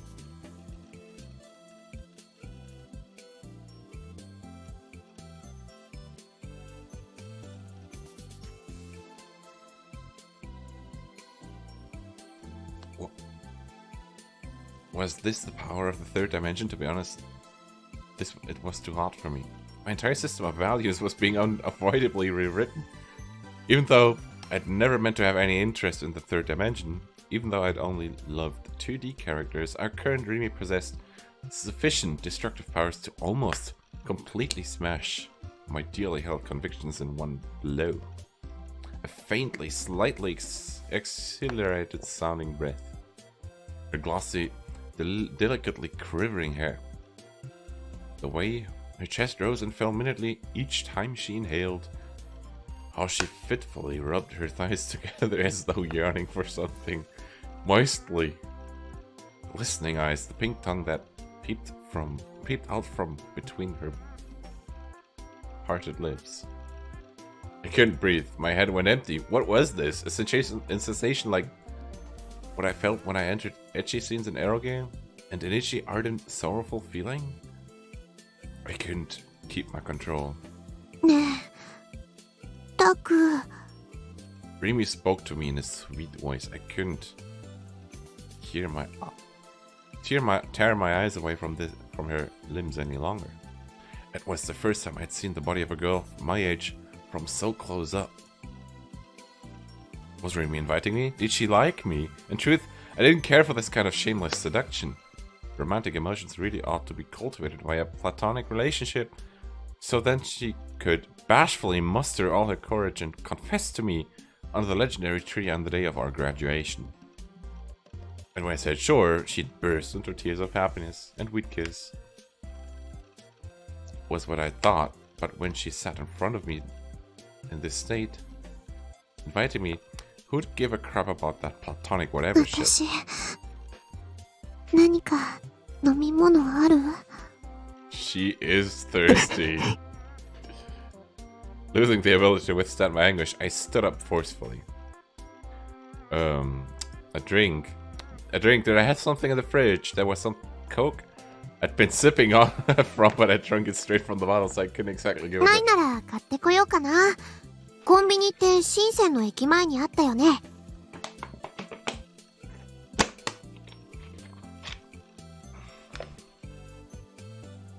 I heard Remy stand up behind me. ちょっと行ってくる。She was leaving. When I spun around flustered, Remy was about to open the door and depart in the same embarrassing state as before. You're going shopping at a convenience store with your panties totally exposed? How deviant. Was Remy an exhibitionist? Okay, this is where we know the delusion has ended. 露出狂 The voice I heard at my back made me literally go flying up and land on my ass. Remy, who should have just left, was standing there. Furthermore, she had all her clothes on. Eyes wide, she looked down at me. びっくりした。急に大声出さないでよ。さっきから変だよ。一人でブツブツ言い出したかと思ったら、急に大声上げるし。So, let's put a safe point here. And have a look at the other delusion. Open load screen.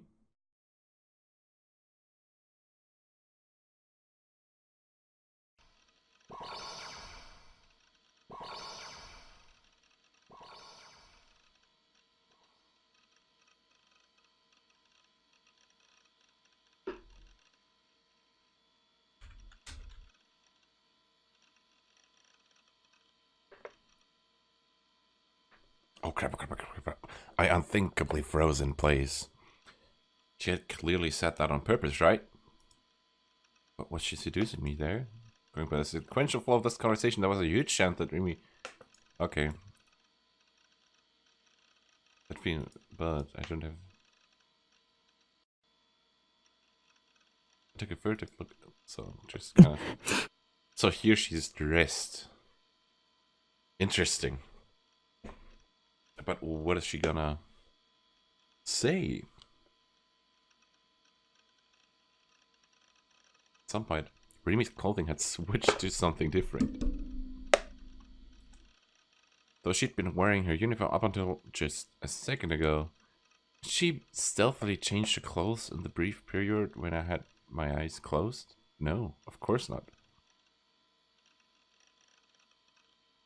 My thoughts couldn't keep up with her sudden どうかし transformation. た Remy cocked her head. She didn't mention a thing about the fact that the clothes she was wearing had changed. What was going on? Did Remy have no awareness of it herself? Or was she pretending not to know? Trying not to stare too hard at her, I checked out her outfit. Were these her casual clothes? It was enormously refreshing to see her like this, since up till now I'd only seen her wear her uniform. On top, a denim jacket, on bottom a miniskirt. She wasn't wearing the thigh-high socks she'd had on before. In short, bare legs, smooth-looking, sensual thighs. On the top of that, because she was sitting with her knees up, even though she was in a miniskirt, I can sort of see your panties, Sakihara-san. Rather, depending on the angle, it could also appear that she was going commando. My eyes kept involuntarily traveling toward the V-zone in her skirt. I made a frantic effort to hold back my lust, this manner of sitting.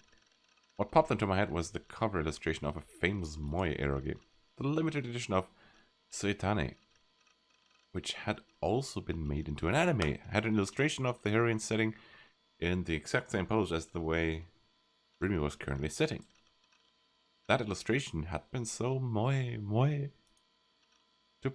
to the point that I temporarily used it as my PC wallpaper. Reminded that the area between thigh-high socks and the beginning of the skirt is the so-called absolute territory in otaku fandom. Was this a delusion or an illusion or 100% real? 100%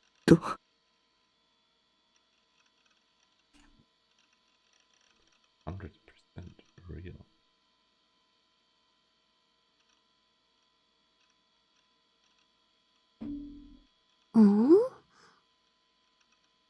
Crap, I concerned myself with the contents of her skirt. My Johnson started to stand to attention. I'd been picking up on the sweet scent she gave off for a while now, but how do I put it? There was a huge difference between her on one hand and figures on and 2D stuff on the other, when it came to the sense of touchability of her skin radiated. What was this power? Was this power of the third dimension my entire system of values is being unavoidably rewritten? Even though I'd never meant to have any interest in the third dimension, even though I'd only loved 2D characters, the current Remy possessed sufficient destructive power to almost completely smash my dearly held convictions in one blow. ねえ、タク。 Demonstrating no perturbation at the fact that her clothes were different, Remy offered me an innocent smile. 私、喉乾いてきちゃった。何か飲み物ある？ The way things were going now, my ability to think logically would break soon, so I decided to take this as a spatty of good luck and stood up. And stood to go to the fridge.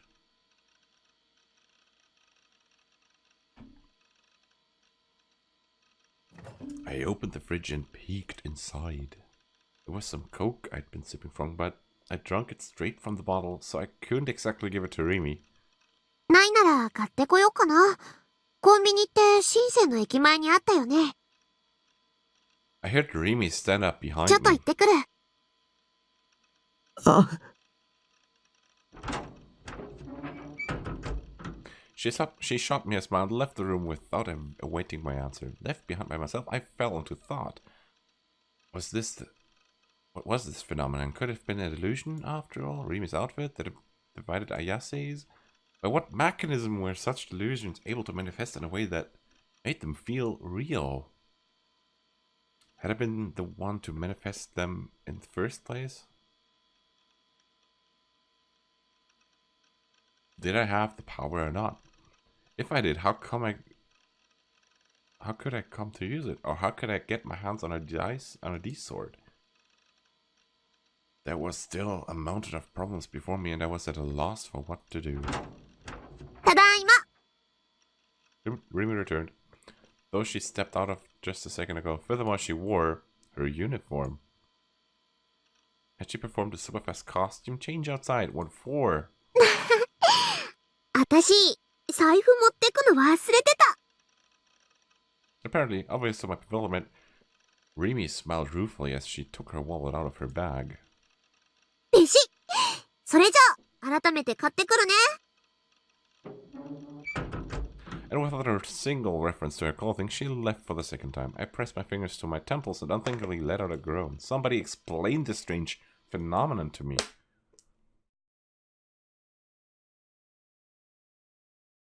While Remy went out shopping, I faced my PC thinking I would look for more detailed information on the patent and thought recording. Save screen. I'm gonna put a save here. I think we have missed something in the previous delusion, to be honest. I'm just gonna reload the old delusion.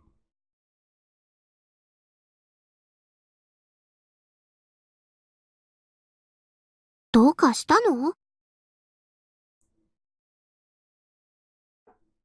Could it be the fact that the area Remy I'd seen was a delusion? Area Remy felt amazingly real. So then I hadn't touched her, merely looking at the... Well, back to the green delusion, by the way. I'm gonna read the neutral delusion after I found, you could say, the point where those delusions join into one reality. Merely looking at her hand had conveyed the sense that her skin would be soft and resilient if I touched it. And what the hell am I saying? What was wrong with me today? ねえ、タク。 Did she think less of me? Did she think less of me? Now, what would I do if I'd fallen out of her good graces? If Remy weren't with me, I wouldn't be able to go outside by myself anymore. 何か飲み物ある？ She said it in a markedly sexy tone before, but this time she'd sounded 100% normal. I reflexively gave a little shake of my head. Seeing this, Remy poked herself in the temple with her pointer finger and plucked her lips as though she'd lapsed into ない thought. なら買ってこようかな。コンビニって深センの駅前にあったよね。ちょっと行ってくる。 So she's heading out.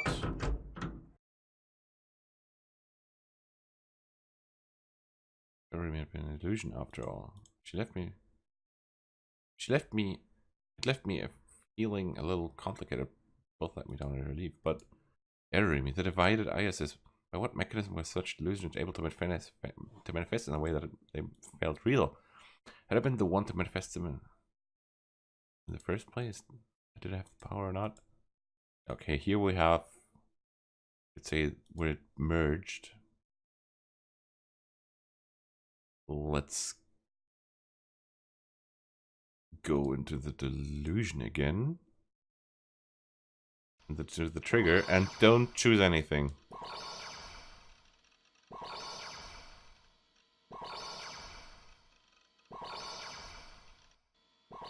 So now she's sitting there with in her school uniform. Hey, that way of sitting is practically criminal, because she was sitting with her knees up, even though she was in such a short skirt. I can sort of see her panties, Sakihara-san. Rather, depending on the angle. It could also appear that she was going to commando. Mice kept.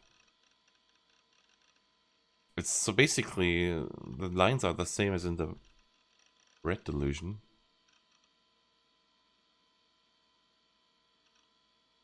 Okay, here it changes up. The limited edition of Suit Sister, which had also been made into an anime, had an illustration of the heroine sitting in the exact same pose where the Remy was currently sitting.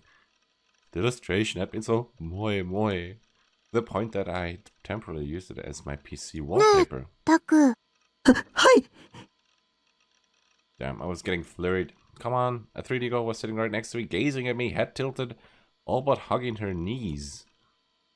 If she kept acting that cute, I'd moe myself to death, even though she wasn't 2D, belying my libido-driven thoughts. The words Remy gave voice to where? タクは、自分の未来を考えたことある？例えば、人を含めてすべての生き物は生きてるだけで何かを傷つけてるんだよ。Somehow it looked as though she were brooding. What did she want to say? わかる？だからだからね。無理しないでいいからね。Huh?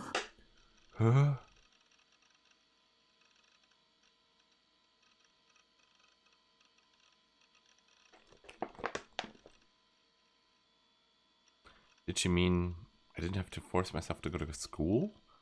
Or that I should carry out a healthier lifestyle without going on impossibly long ESL marathons? Or was she inviting me, suggesting that she wouldn't mind if I surrendered to my lust, stopping suppressing it with my reason, and pounced on her? Not the latter, that's for sure. Remy took a big stretch, then stood up energetically. The hem of her skirt fluttered at my eye. 私、喉乾いてきちゃった。何か飲み物。So the whole I'm thirsty thing. ないなら買ってこようかな。コンビニって深センの駅前にあったよね。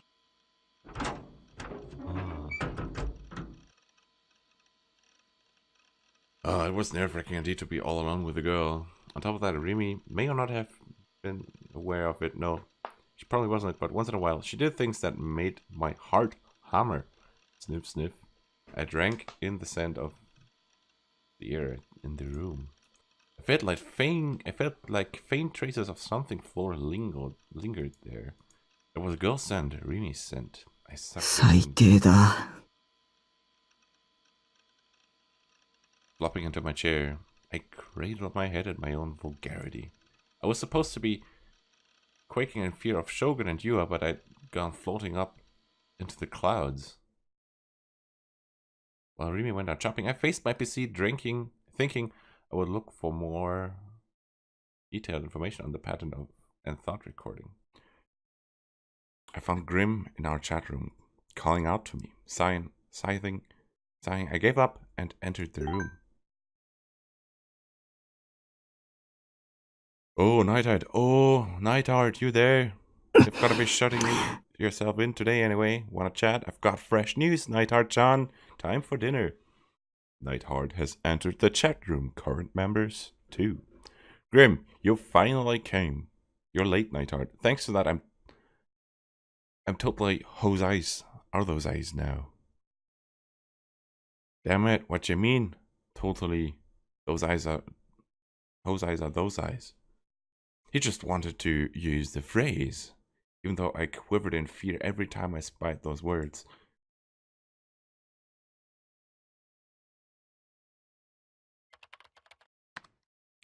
What's your fresh news? New gender. It happened. また The fifth case. Chapter 5 of the fifth case, you know. Of course, it gave me the usual sense of gloom, but on the other hand, I was also confused. I thought Shogun and Yua would target me for this. Would target me for sure this time. Perhaps one could say that they'd postponed it. After all, I wasn't sure whether or not it was okay for me to celebrate this.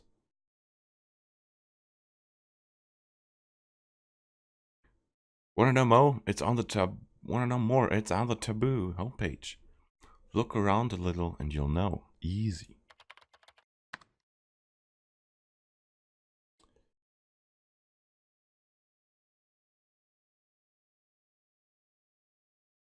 Around when today? The body was... 待て待て Ouch. The body was discovered last night, but the victim died 2 days ago. The one this time is whack. The victim, his brain got taken out. I panicked a little when Grimm started giving out the details without any forewarning. I had enough of gore stuff. I didn't want to hear about it.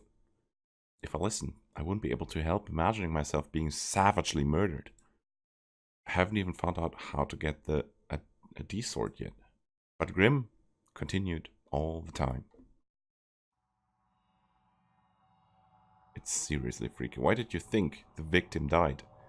Physical debilitation? He went on living even with his brain gone.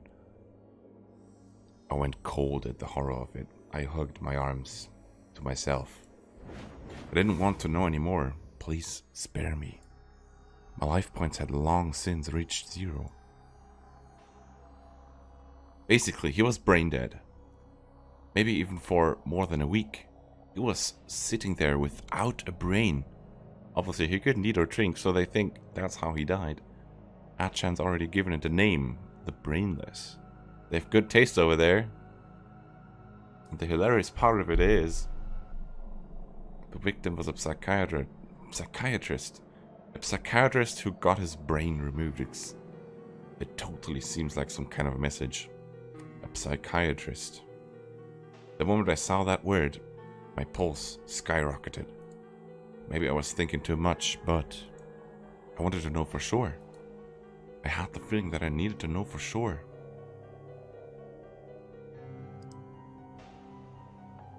After hesitating countless times, I went to the Taboo homepage and opened a piece with information on Brainless.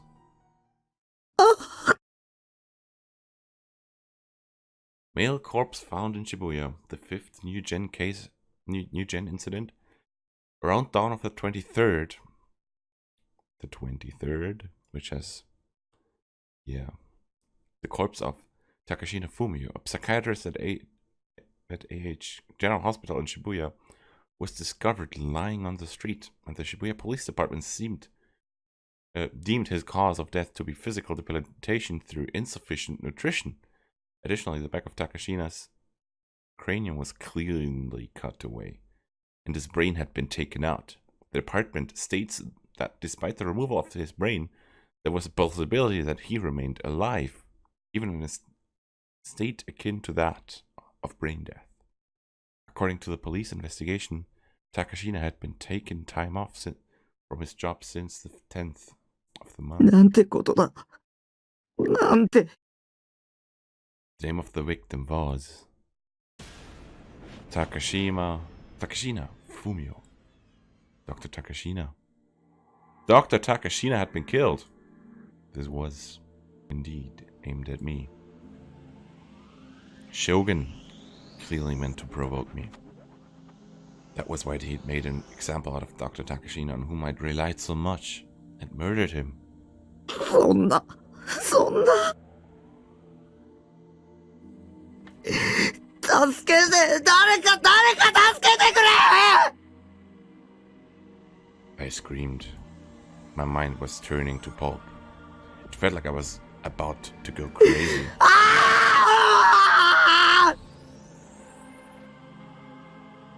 やだ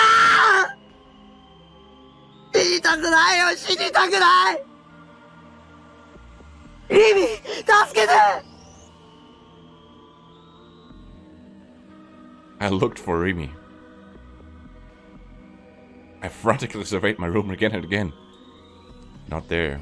Not there. Not there. Why wasn't she there? Because she'd gone out shopping. Holding my head. Where? Japanese German girl, どこにいるんだい、リンタロウ? Thank you, Toby the Bad Boy, for subscribing.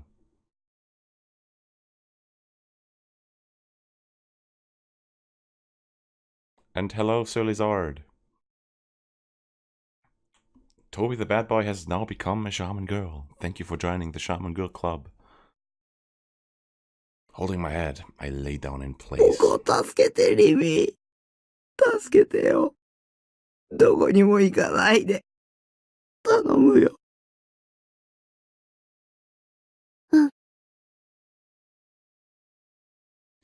She replied. When I raised my head with a gasp, Rimi was standing next to me, carrying a convenience store bag. リミ Thank God she'd come back for me. Relieved, I stretched out my hand to her. Crouching, Rimi took my hand in both of hers. Rimi's hand had been cold when she touched me before. Now it was amazingly warm. ここにいる。私は、ここにいるから。 Hello, Toby. 怯えないで。 Hello, Irgendein-Typ. Smiling gently, Rimi wiped my tears away with her fingers. I was truly a pathetic guy. Crying and screaming and cowering like this in front of a girl. Sonome, dare no me. Hey, hi, Hata. But Rimi had said she would stay with me. Now her warmth was the one piece of support keeping my spirit from breaking. I didn't want to let go of this hand until I acquired a D-sword.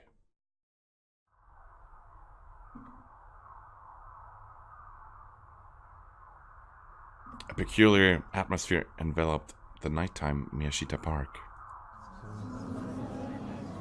Thank you, Hata.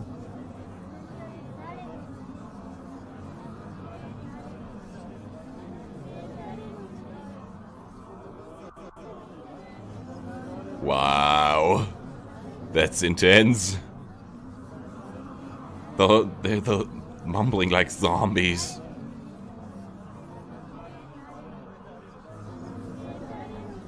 Sonome, dare no me. Sonome, dare no me. Sonome, dare no me. Sonome, dare no me.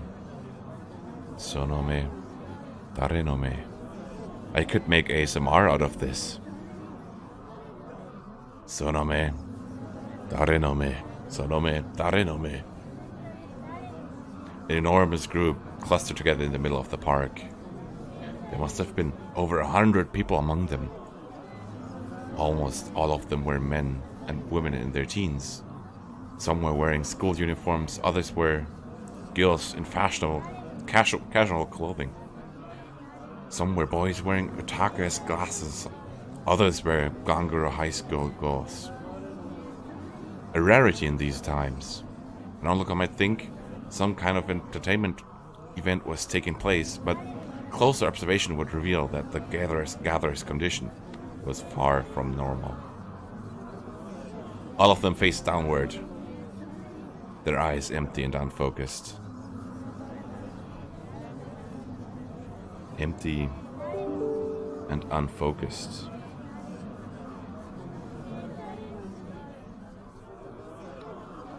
Empty and unfocused.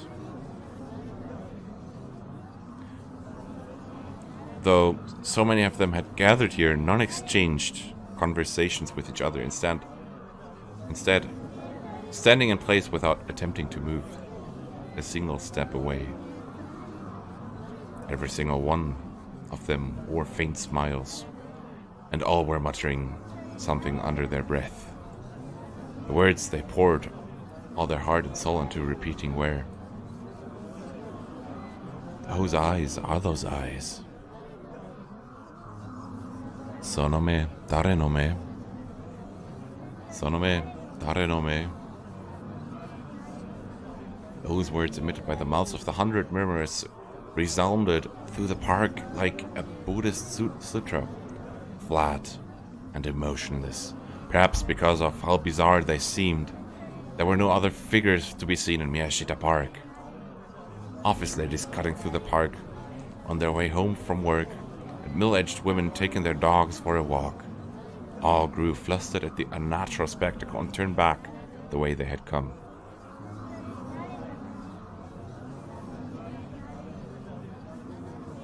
Good night, Toby. Thank you for joining us. And thanks for the sub. And wish you good night.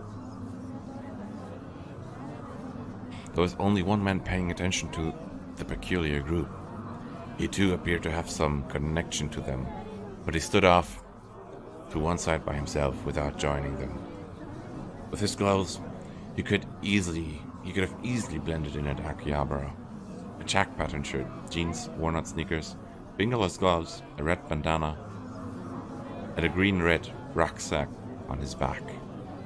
He was fairly corpulent to the point that his shirt buttons threatened to pop apart at any moment now. Though it was the latter portion of October and should have been rather cool out, he constantly wiped sweat from his forehead with a hand towel. His eyes darted around as if he couldn't calm down, but his shoulders also seemed to be shaking with laughter. Aside from the group's sutra-like chant, an unidentified mechanical sound echoed through the park, emerging from his rucksack. Another high school girl, this time one wearing an undone blazer, entered the park. Far from shrinking away from the odd group, she fixed her eyes on them and steadily drew nearer. She was infused with intimidating poise as she walked, her long hair stirring in the breeze. In sharp contrast with that, she for some reason held a half-eaten popsicle. The group took absolutely no notice of her. Having completely entered their own world, they focused solely on continuing to recite the same words. Nor did she lift an eyebrow at being ignored. Once she had drawn up close to them, she abruptly stopped. There was a remarkably languorous air to her as she bit down on her popsicle. The sound of crunching leaked from her mouth when she chewed. When she finished eating and glanced at the stick remaining in her hand, she clicked her tongue a little and tossed it down by her feet. The look in her eyes remained sharp as she moved her gaze across the group, going one by one from face to face. なんだよお前 The rucksack-wearing man spoke up as if he'd reached the limits of his endurance. Naturally, the girl, Aoisena, was aware that this man alone had been studying her for quite some time now. She snorted as though to mock him, and suddenly crossed her hands over each other as she extended them directly in front of her. The space around her hands contorted, and a long, vague, metallic shape appeared floating there. It might appear to be either a hoe or a shovel, but its shape differed subtly from both of them. The tip of its razor-sharp blade was divided in two. She gripped it with both hands, when at last it developed a distinct shape, but it didn't end there. Immediately after, blue light burned along the double blade she held, and the air to her right at which it pointed. In the same way as before, metal parts floated up, out of the illuminated space. Upon materializing, they fused noisily with the long blade. At last, there formed a ring, and another trail of light streaked from it toward the right. The divided blade traced the trail as it rose. Though one might have thought it was a shovel or a hoe, it had at some point metamorphosed into a giant sword. Sharp, yet lovely. Clean, yet destructive. Sinister, yet beautiful. With its supreme sense of presence. The sword settled into Senna's hand. The man with the rucksack showed no reaction. He only narrowed his lips and stared at her. 関係者じゃないだろ。あっち行けよ。His tone was thoroughly overbearing. His voice, high for a man's, demanded that Senna leave even as he stood some distance from her, waving her away. Senna, in contrast, quietly opened her mouth without the slightest shift in お前 expression. が責任者か。 More than a regular question, it was an inquiry for confirmation. Her eyes were nailed to him. The rucksack-wearing man showed previously unseen 答え confusion. ろ。畑野はどこだ。 He lost interest and pulled back, but he didn't answer her. The group, muttering, "Whose eyes are those eyes?" made not a single effort to intervene in their exchange. Or maybe it would be more appropriate to say that it hadn't even registered with him. Senna's gaze clashed with that of the rucksack man. He was the first to look away. 誰だよそれ。例えしてても教えないけどな。Falling silent, Senna swung her huge two-handed sword with ease, brandishing as though to weigh the distance between her and him. She lowered her center of gravity, and her torso leaned forward. 誤解するな。 The sword radiated light again, but rather than the simple blue as before, it was a reddish-purple light. Without warning, there rang out a sound like a woman's shrill scream. Space trembled. Not metaphorically, physically. With Senna's greatsword at its center, the air itself began vibrating. The sword's red glow grew dazzlingly vivid. Senna took a quiet breath and clenched her back teeth together. A crashing sound roared. Numerous sparks surged forth. A sonic wave had erupted as though to blow her away the vibrating air. The vibration soon came under control, but the sword's red glow continued blinking, reminiscent of pulse on one's veins. Senna gradually moved its point toward the man with the rucksack.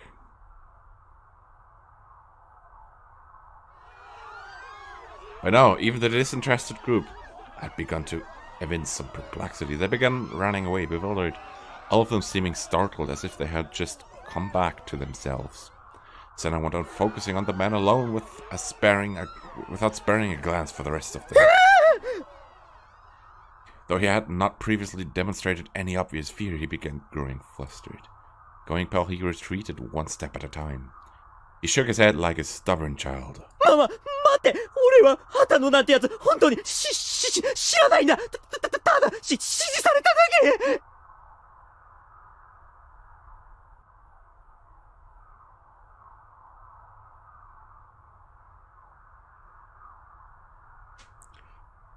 誤解するな、と言ったはず。Senna took no notice of his plea. 質問したのは、ただの挨拶代わりだ。お前が何を答えたって、それを壊すことに変わりはない。A fierce glitter resided in her eyes. Crying out pathetically, the rucksack man turned on his heel to flee. But the scattered group, bolting right and left, lay ahead of him. His escape blocked, and the panicking man pulled out to a halt so fast he pitched about. That was when Senna leapt forward, closing the distance between them.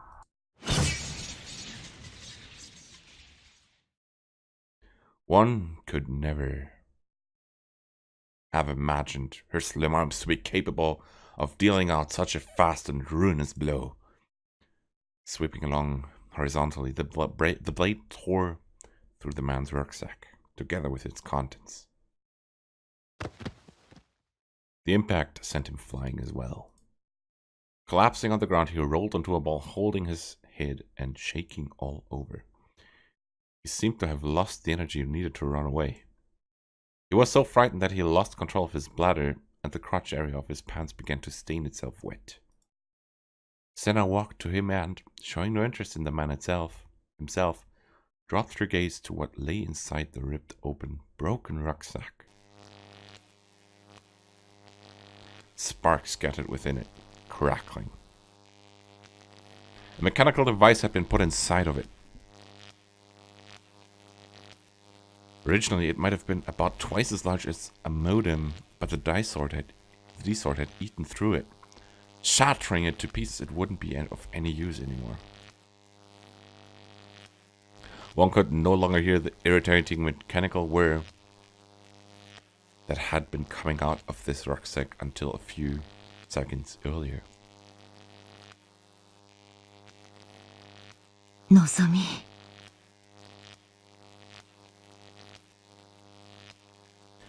As she murmured to no one in particular, Senna's voice was tinged with loathing.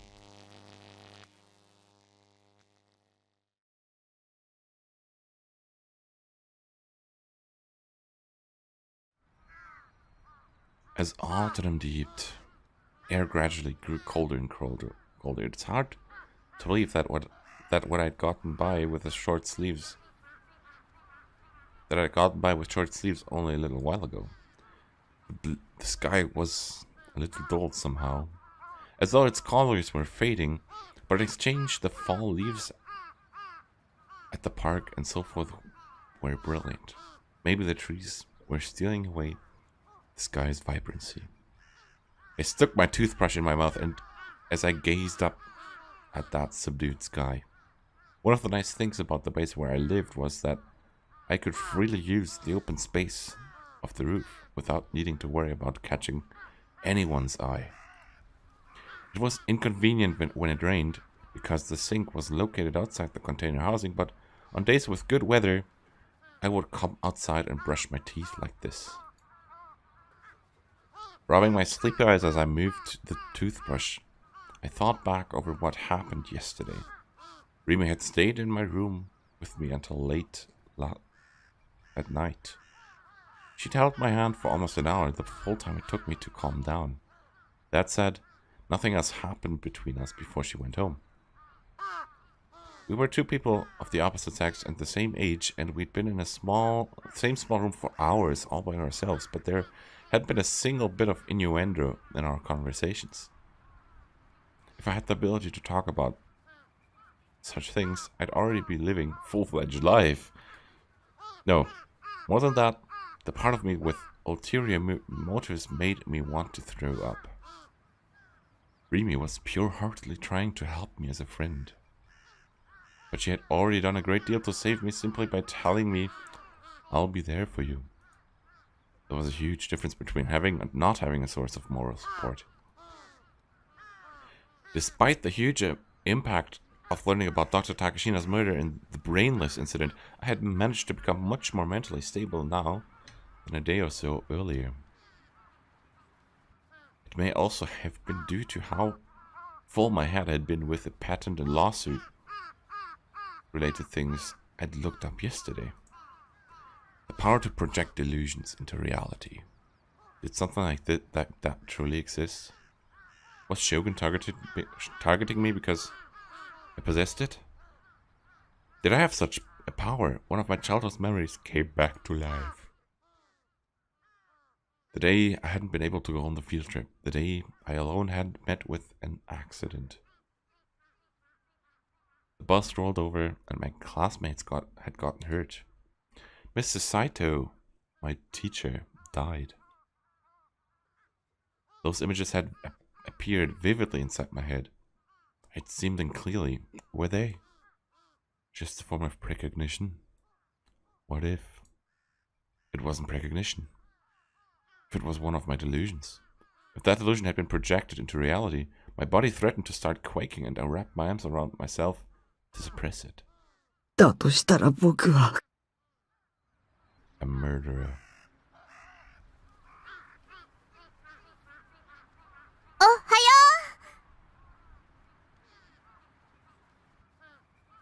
Rimi was there. Cheerful, but despite how early it was, she gave me a huge smile.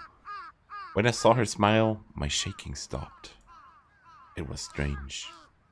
I was supposed to have a hard time with 3D girls, but for some reason I could relax if I were together with 迎え Rimi. に来たよ。なんでポッカーンってしてるの？ Alright. According to my minimal attendance shift chart, I'd have to go to school today as well. When I mentioned that to Rimi 迎 yesterday... えに来てあげるって言ったよね。 Aw, Takumi has a friend now. Right, thanks to Shogun I was now afraid to so much as walk around outside by myself. Seeing me like that, Rimi had told me, I'll be there for ya. She was sticking to her promise. まさか本当に来るとは思わなかったとか？ビシッ。残念でした。こう見えても私、尽くすタイプなんだ。 Ha ha ha. Rimi said, winking impishly. What era is this from? Having a female classmate come over to your house to get you, it was a situation that you'd almost never experience in real life. Although the ultimate best pattern would be if she barged into your room and forcibly shook you awake. Rimi, standing outside, standing beside me, as I had that kind of idiotic daydream, abruptly tipped her head back to look at the sky. Her eyes grew distant again.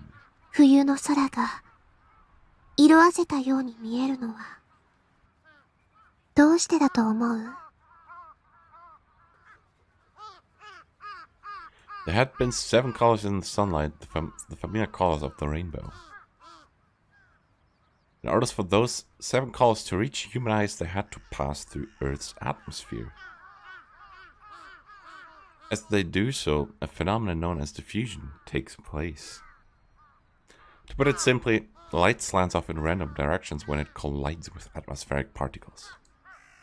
Slanting off in random directions means that it ends up going there, here and there, all over the place. This makes it easier to reach human sight. Out of all the colors, purple and blue scatter most easily. That's why the sky's blue. I'm smart. But Rimi's answer was utterly separate from scientific proof in its absence of romance. きっと寒くてみんなが下を向いちゃうから。 And its presence of sadness, I would say.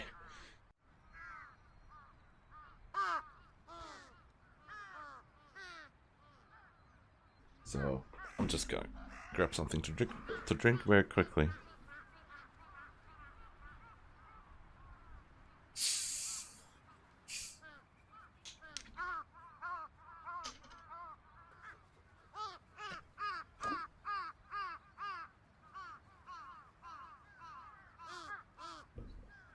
I have a feeling that I'd hear her saying something similar before. When was that again? だから寒くても上を向いて歩こ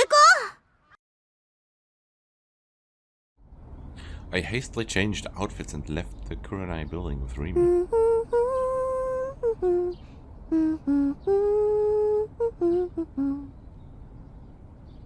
Shogun and you were scary and obnoxious and the go die type. But it was thanks to them that I was able to undergo this sort of real life experience. Maybe I should be a tiny bit grateful to them. I tried to compel myself, but Dr. Takashina's face revived at the back of my mind, and my crazy mood soon drained away. It might be my fault that he'd been killed. Shogun had murmured the doctor with a connection to me, either as a sign to me or a form of provocation. Fear and insecurity overwhelmed me. I gradually began to lag behind Rimi's walking pace. I glanced at the back of Rimi's head from behind her and a little off to the side. What kind of expression was she making?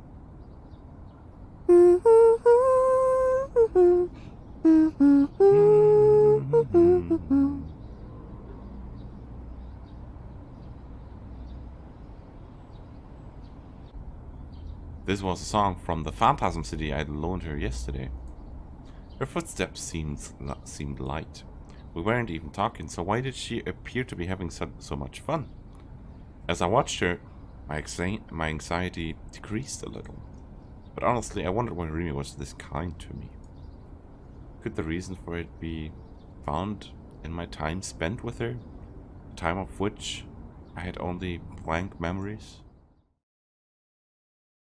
When we reached school, I sent Rimi on ahead and stopped by the bathroom. This was one aspect of my coping strategy. I felt bad since Rimi had gone as far as to pick me up, but arriving at school with a girl would be too conspicuous. Especially if the class chivies spotted me. They might use it as an excuse to pick a fight. That was why I went to the bathroom and bought some time, so it would look like I'd come to school on my own. On a side note, I failed in this. I left the bathroom in every appearance of innocence and, facing downward, walked along the edge of the hallway to my classroom. Midway through, I saw Ayase walking toward me from afar. When our eyes met, she twisted her lips into a thin smile.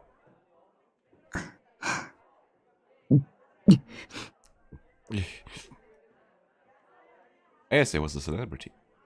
I'd figured I'd hold back on talking to her in school since it would make me stand out. But with her standing there as though to block my way, I had no chance but to follow her lead. 匠、あれから警察はどう？ On the verge of shrieking, I clammed a hand over my mouth. Why are you bringing up such a risky topic with all these people around? I took a flustered look at our surroundings. The situation was pretty bad. As expected, Ayase was the target of everyone's attention. Not only was her coming to school rare in and of itself,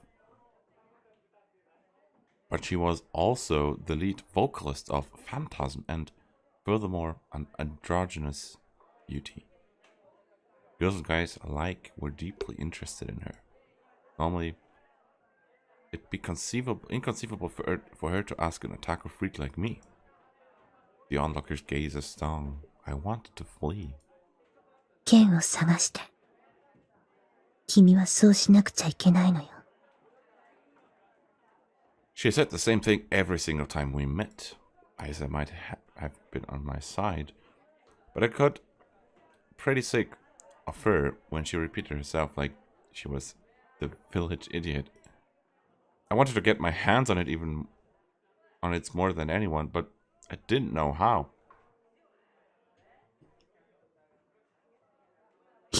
ヒントが欲しい。君はどうやってあれを手に入れた？いつの間にかそこにあった。 It was there before I knew it. It was there before I knew it.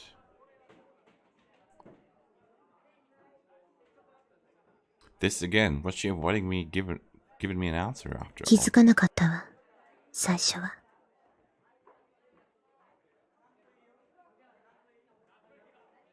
でも、ちょっとだけ見方を変えたら、わかった。もしかしたら、匠にももう見えているのかも。見ていないだけで。I had no idea what she meant.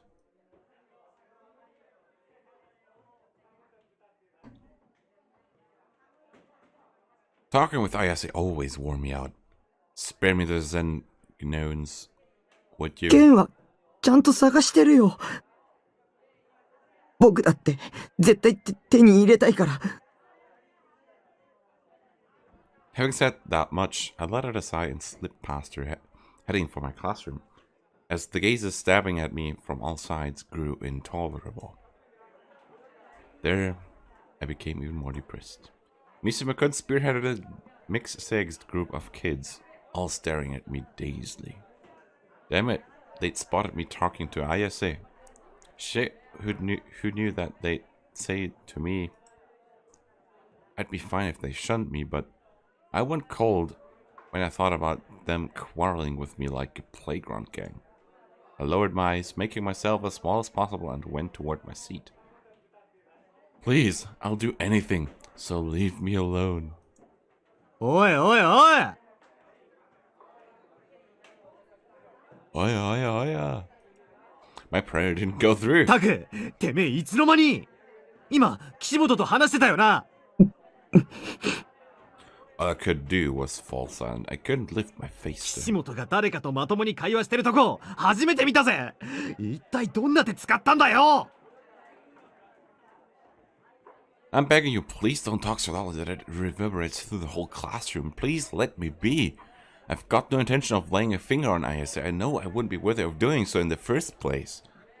That's why I'm asking you, please don't make such a big deal out of なあ it. タク、教えろって大地 Dreamy dove in between 落 us. ち着け。タクが困ってるでしょ。悪い悪い Worry, worry. Mr. McCann lowered his voice and patted me lightly on the back. Head still hanging, I sighed quietly. Remy had saved me yet again. で、実際のところ、どうやったんだ The very model of a man driven by his lower half. もう、大地ってほんと節操ないよね。Ouch.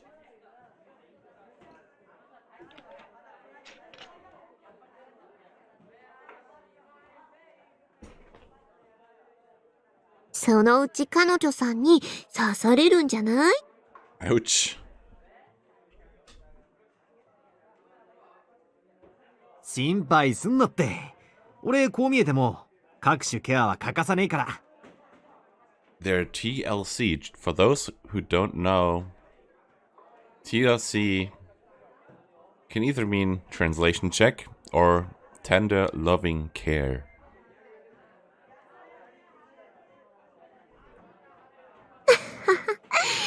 何それ？なあタク、教えろよ。岸本とはどんな感じなんだ Mr. can rub my shoulders as he persisted in asking me. Left without much of a choice, I meekly raised my head. About half the people from before were taking quick glances at me as they whispered to each other.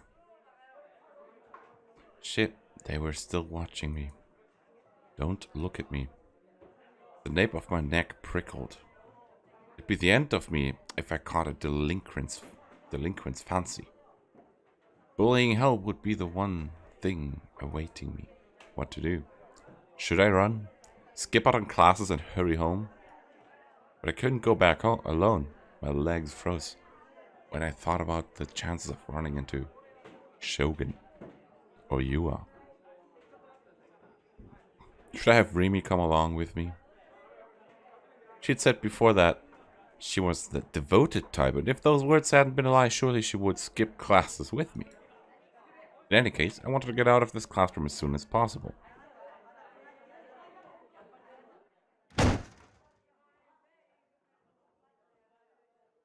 A bombastic noise came from the direction of the entrance.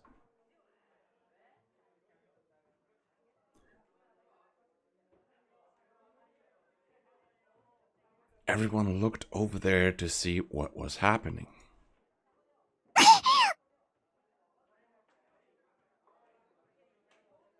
The transfer student, teary-eyed, she rubbed her forehead while bowing to everyone around her, silent as always. The suddenness of what had happened made the classroom fall silent. What on earth had? 今の、見たか？見た。一人で勝手に扉に激突してたね。Ouch. やっぱ、梢ちゃんは可愛いな。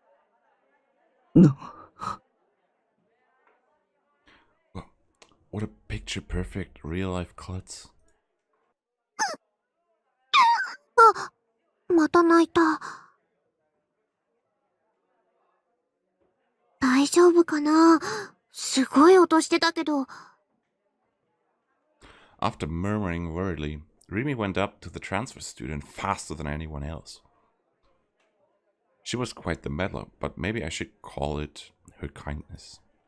うお、リミに先越された。待て待て、梢ちゃんを解放するのは俺だ。Declaring loudly that she didn't have to do anything, Miss Mikun belatedly ran over to the transfer student. Her running into an accident had provided me with a fortunate side effect. People who had been staring coldly at me before had all shifted their attention to her. Good job. I needed to tell her. Only, my ears suddenly pricked up on what a group of girls near my desk were saying. うざ。何あれ、狙ってやってんじゃん。Barely audible murmurs.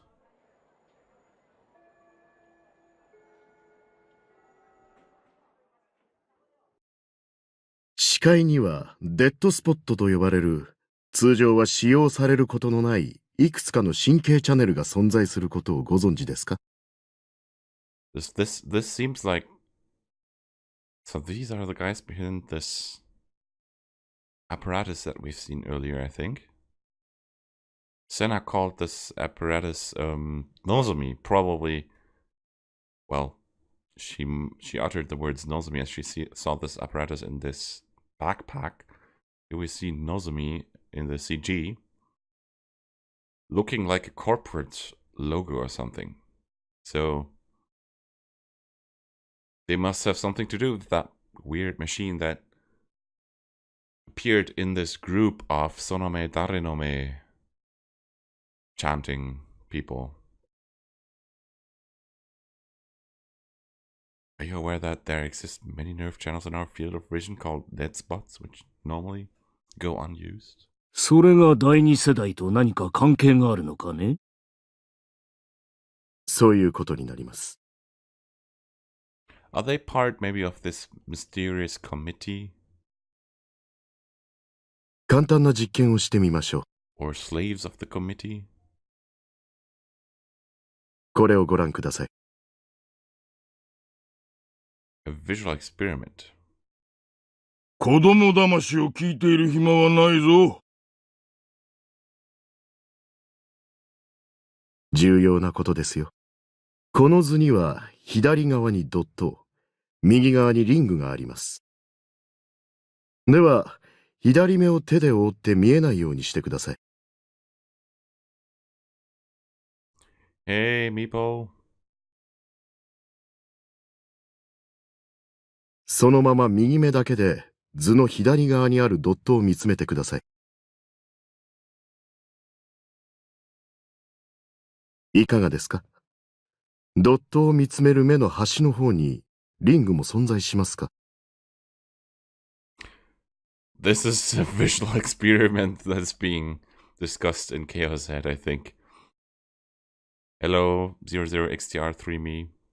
いくらドットだけを見つめていても、隣にあるリングがついでに見えているのは当然だと思うがな。では先生、ドットだけを見つめたまま、モニターに顔を近づけていってみてください。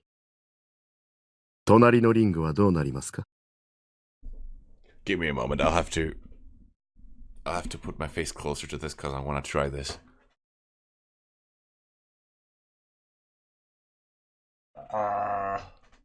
Nah, that doesn't work.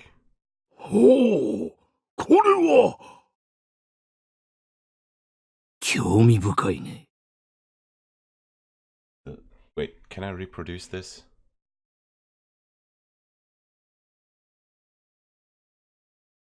右側のリングが消えた。そうですね。Give me a second. これは視界が狭まったからではありません。その証拠に、さらにモニターに近づくことで、Okay. リングはまた視界に現れます。The field of, you could say, the issue is that the game's window is too small for me to reproduce this. I'd have to go an incredible distance to my monitor to make this thing visible to myself. This trick. これは一体どんなトリックだ？いいえ、トリックの類ではありません。普段は使用されていないですが、人間が元から持っている目の機能の一つですよ。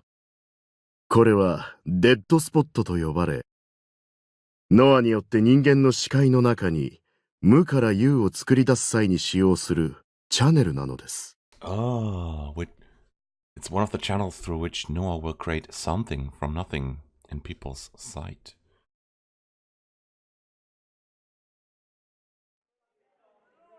Classes had ended and I stood by the exit.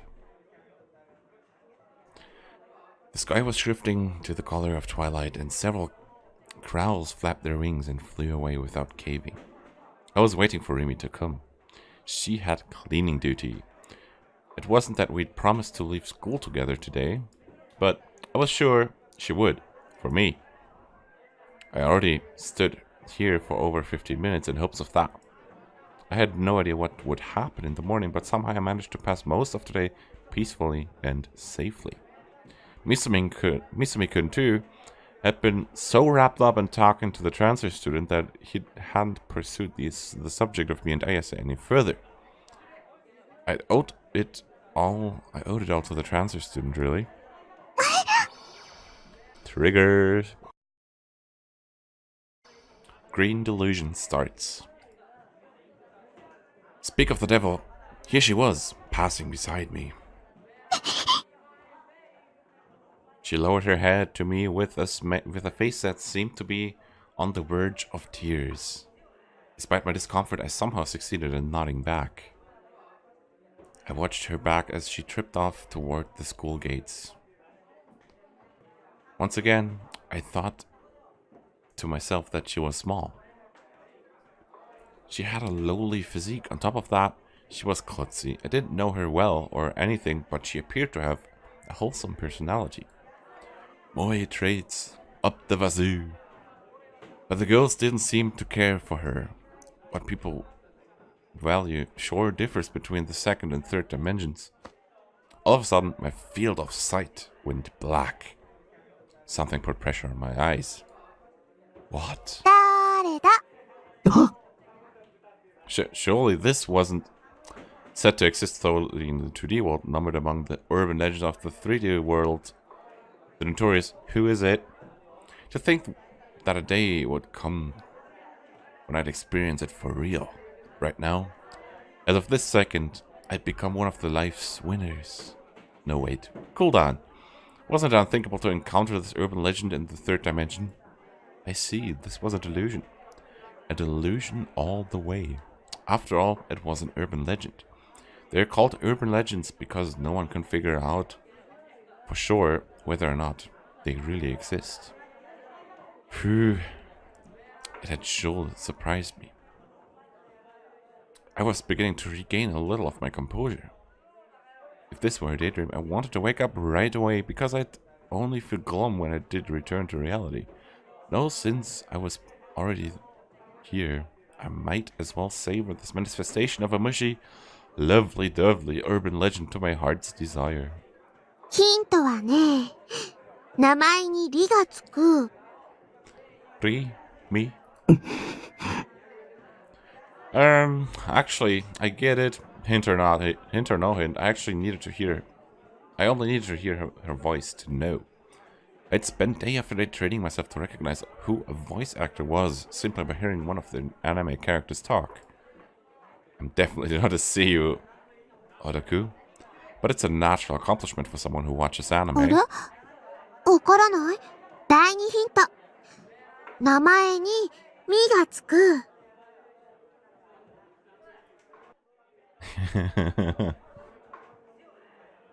You just gave out the answer. What a silly Billy.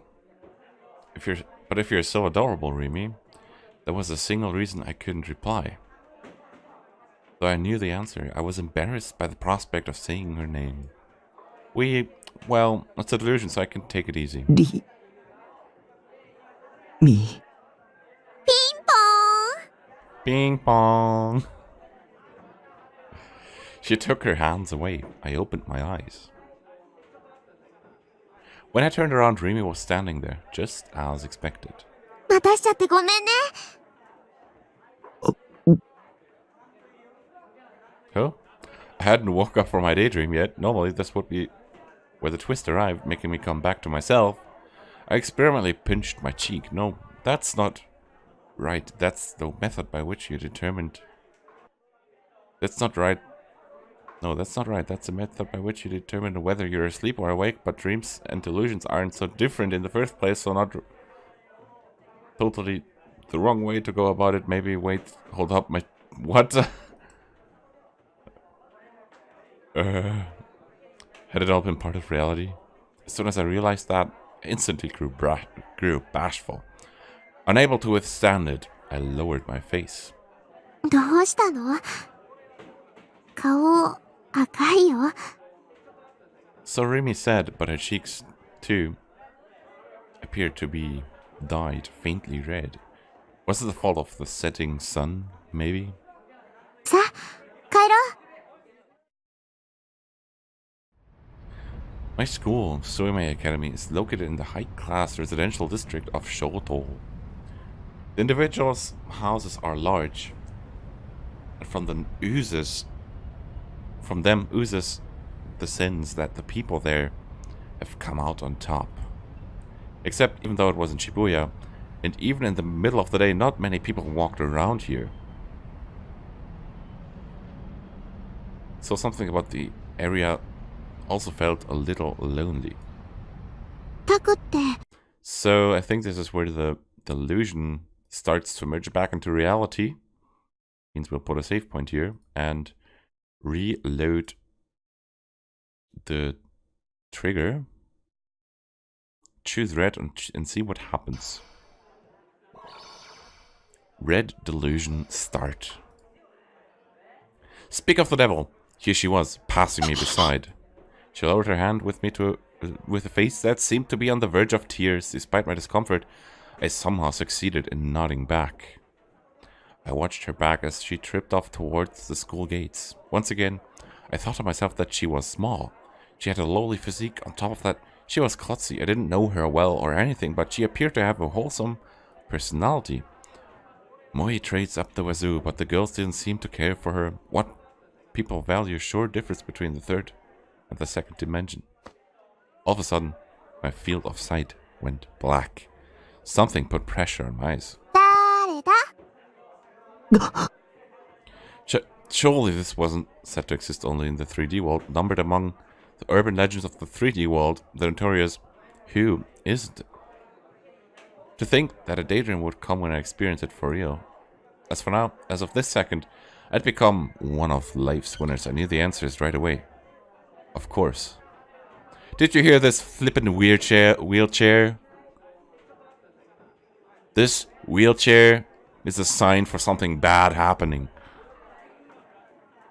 I'd spent day after day training myself to recognize who a voice actor was, simply by hearing one of their anime characters talk. But it'd be embarrassing to say, Remy, right? Now, how should I go about replying? What was this sound? どう？答えわからない？ Someone was here. I sensed someone other than Remy. I was especially sensitive to it because my vision had been cut off. One more person besides Remy and I was there. And that sound, a metallic creaking. You don't mean... その目誰の目 Terror rose from my feet, shooting through me in less than a second. I tried to shake off Remy's hands. However, she resisted me. ちょっと、ちゃんと答え言ってよ。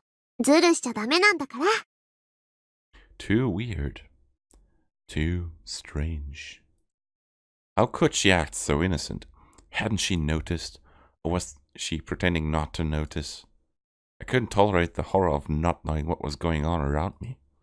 Remy's lithe hands covering my eyes. I grabbed them with my own hands and peeled them away. タク Remy fought back harder. As a result, we ended up grappling and Remy's body collided with my back, the soft sensation of her chest. But right now, I couldn't afford to savor it. 離せ Somehow succeeding in fleeing Remy's hands, I leapt away from her and turned around. どこだ将軍はどこに Before me stood Remy, a perplexed expression on her face. I looked around. I tried to catch sight of his wheelchair, but not there. He wasn't there. いない。そんな。I didn't spot him anywhere, neither beyond the white athletic field nor in the building's entrance. There was neither hide nor hair of an elderly person in a wheelchair. タク、ごめん。びっくりさせちゃった。Remy seemed apologetic. It didn't look like she was putting on an act. 今、いなかった。何が車椅子の老人が。Remy tilted her head. いないよ。私は見てない。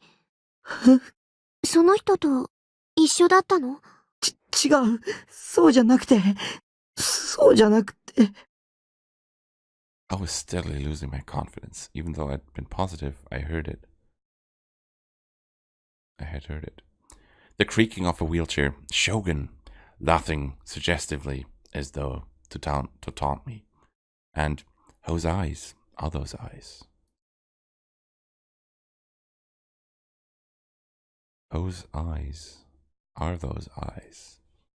It had been an oral hallucination. Did this go to show how badly worn down my nerves were? That must be the case.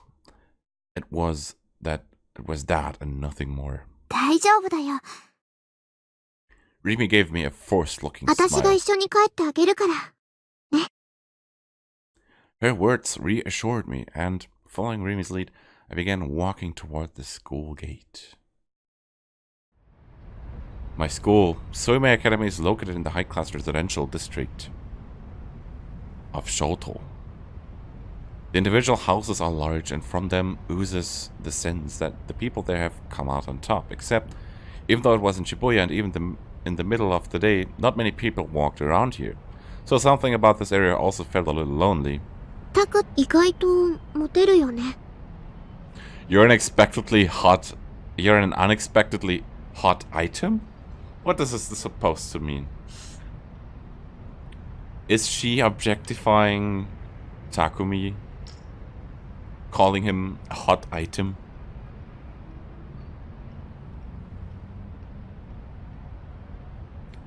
You're an unexpectedly hot item. A flippin' item. Imagine being called item by a girl.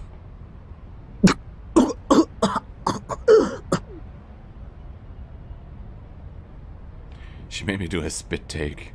What the heck was she saying? あれ自覚ない？ Remy chuckled and poked the tip of my nose with her pointer finger. You're not supposed to point at people. だってこの前はメガネかけた3年生の綺麗な人と一緒だったし。あれは、うん、昨日聞いた。タクに意地悪する人だよね。Wait, what? If you know, then why? 今日はあのフェスと話してた。あと折原さん。転校してきた朝に真っ先にタクに声をかけてたよね。さらに今こうして私と一緒に帰ってる。I'm not sure if she was talking about you. I haven't talked with you in a while. So I'm not sure which person she means with mean person. Senna could be possible, but she wasn't there when he talked with Senna.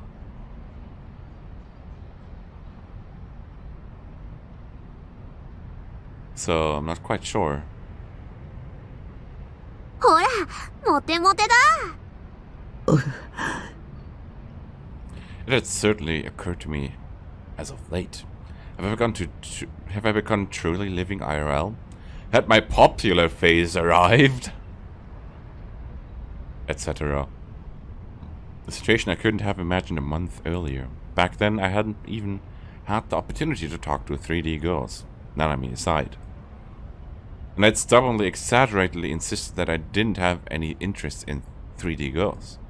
Why, over this past month, had I crossed paths with girls so much more frequently? Everything had begun from my chat with Shogun.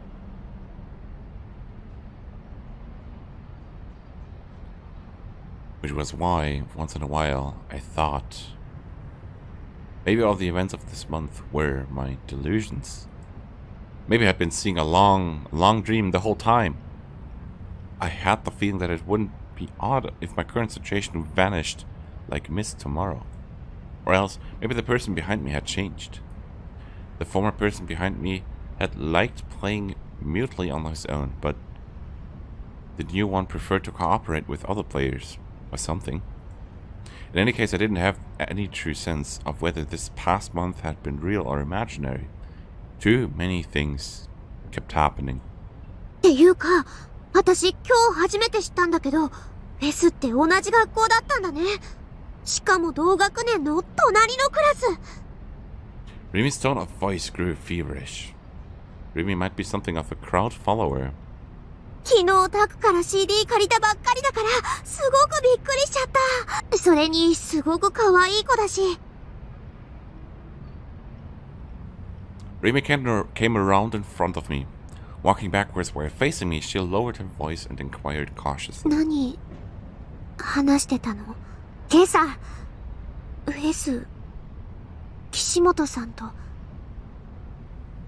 聞かせてほしいな。私には、聞く権利なんてないかもって思うけど、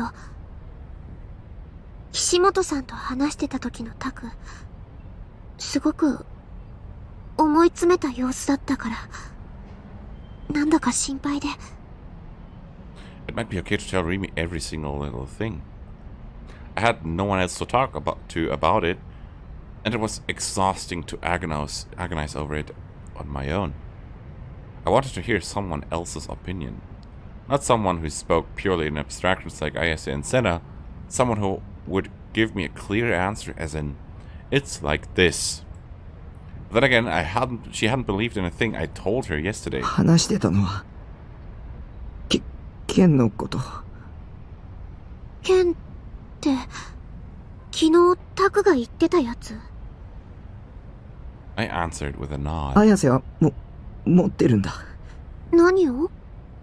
本物を。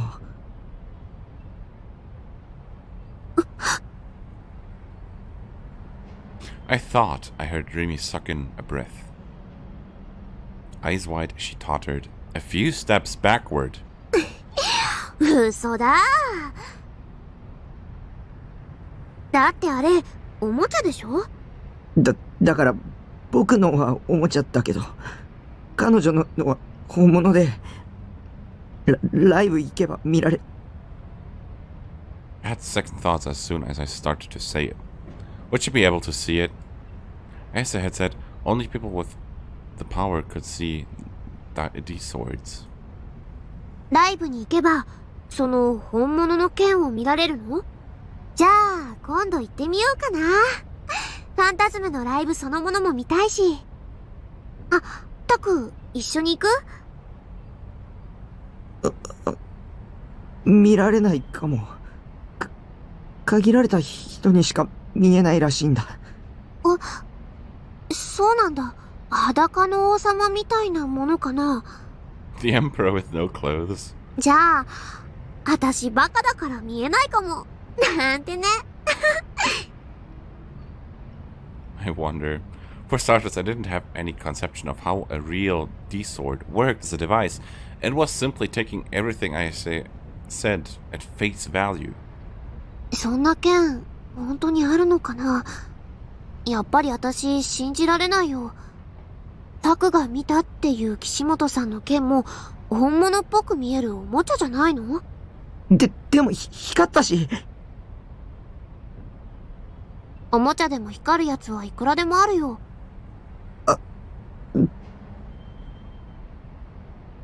Good point. If you wanted to stick some decorations on it, that could be accomplished easily enough. Except the compulsory force and presence of ISS and Senna swords, I couldn't bring myself to deny it. They possessed an aura that a knockoff simply couldn't duplicate.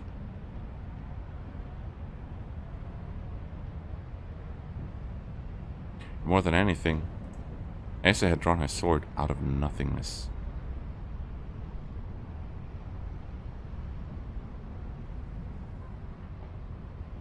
It definitely wasn't something as low class as super speed or hypnotism. In that act of hers, I had tasted a far more unbelievable power. 僕には妄想を現実に投影する力があるかも。He might. I didn't have a scrap of proof for it myself, but I tried mentioning one of my ideas. だから将軍に、狙われてる気がする。Because there was no other reason for him to target me. Not many people out there were as harmless to others as me. Otaku are fundamentally harmless, since they shut themselves up in their own world. If they've got the free time to cause trouble for 3D people, they'd rather play around with cute, moe 2D characters in their heads. 昨日調べてた特許のこと？タクはあんな装置持ってるの？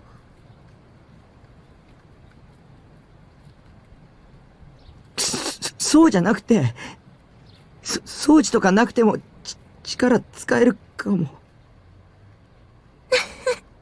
タク、からかってるんでしょ？あ、わかった。何かの漫画かアニメが元ネタ？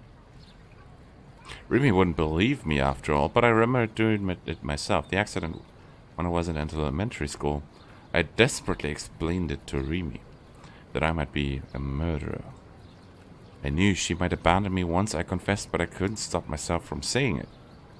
I wanted to clear away the fog of doubts in me by talking to someone.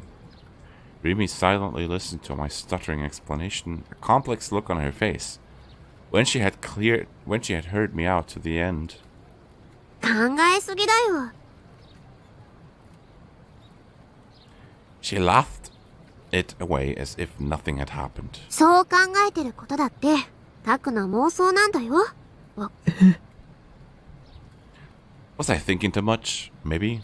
It'd be nice if that were the case, but the haze in the depths of my heart refused to clear up. The office smelled dusty. The second floor was an aging multi-tenant building. The wall on the far side of the floor was one large window. The light shining through made the dancing dust resemble powdery snow. The words pasted on the glass: Frisia Investigations. Cast ChäoS on the desk closest to the window. About 20 desks were lined up with Narvi a gap between them. All of them were piled with precarious mountains of documents and files, forming a tableau that brought to mind a publishing company. Most of the desk's owners were absent, leaving at most 5 to 6 people in the office. But the reason behind it was most certainly not because today was a Saturday. In proof of that, the to-go list on the image and on the whiteboard hung up beside the entrance was covered with written-in appointments. Yasuji-ban opened the door of this private investigation company a little after lunchtime. None of the workers faulted him for coming in without knocking. Ban, for his part, greeted him with "Hiya" and went straight for the stout woman glaring at her laptop at the furthest desk, the one right by the window. Oh, Momo-chan, genki? The woman she had called Momo-chan, Frieza's company president, Momose Katsuko, made a fed-up expression, keeping her line of sight on her monitor. バンちゃん、また来たの？また来ましたよっと。入ジョネについての新ネタ、ない？たく、私は忙しいのよ。抱えてる案件がごまってあるの。うちみたいな零細企業は土日返上で仕事しなくちゃいけないの。わかる？ Yeah, overworking. It's totally not good. Only then did Momose finally raise her hand. Seeing Ban smirk, she put a hand to her forehead and shook her head a bit. ここは警察の秘密組織でも子会社でもないって何度も言ってるでしょうに。ただで情報もらえるなんて虫のいいこと考えてるんだろうけど、ここに来てる暇があるなら自分の足で何とかなさいな公務員さん。または依頼料を払うこと。予約表はみおちゃんにもらってちょうだい。相変わらず冷てえ社長だな、おい。Thought she'd spoken without pausing for breath. Ban seemed unfazed. He fanned himself aloofly. この会社立ち上げるときにはあんなに協力してやったのによ。あら、ワンちゃんも恩着せがましい人だわね。何年同じこと言い続ければ気が済むわけ？まあ言ってねくれ。じゃあ依頼料はこいつでどうかな。What Ban ostentatiously held out to her was a plastic bag with the name of neighborhood Japanese-style sweet shop printed on it. なんだ、あるなら最初から出してよ。いつも悪いわね。みおちゃん、お茶2つ持ってきて。After requesting this of her subordinate, Momose, whose attitude had undergone an instant 180-degree shift, took the bag from Ban and began scrutinizing its contents. あら、栗羊羹、今が旬なのよね。わかってるじゃない。あ、ばんちゃん、そんなところに突っ立ってないで座って。どうも。Smiling wryly, Ban pulled a chair over from the neighboring desk and settled himself down next to Momose. One of the female office workers brought them hot tea in paper cups. で、なんか新ネタあるかい？ちょっと待ちなさいって。Momose neatly unwrapped the chestnut jellies, flattened the wrapping paper, and laid it refolded next to her PC. She quickly popped the first chestnut jelly in her mouth. She had a huge weakness for Japanese sweets, and Ban came here to get information. Bringing some snacks with him was an absolute necessity. おいしいわ、これ。おいしい。人に言えた義理じゃないけどよ。でないといつまで経っても結婚できないぜ。本当に人に言えた義理じゃないわね。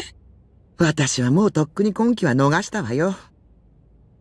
Shrugging, Momose took a sip of tea and turned to face Ban. また、新しいニュージェネ事件起きたわね。こんなところでサボってていいの？そっちの調査は俺以外の全員が真剣に取り組んでるさ。俺は別のアプローチから真実に迫ってやる。こっこつけちゃって。似合わないわよ。Ban was sensitive to hot foods, so he hadn't taken his tea in hand yet. weather should have been cool enough already, but he went on flapping his fan at his face. It seemed to be more of a habit of his than anything else. 警察は G レートの線追ってるの？そうそう、G レートね。ありゃすごいな。ももちゃんの話の通りだったぜ。私が嘘の情報を渡すわけないでしょうに。これでおまんま食べてるんだから。それで？ So, fuck.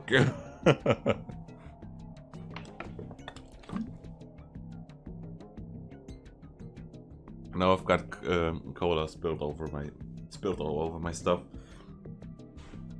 I hate this.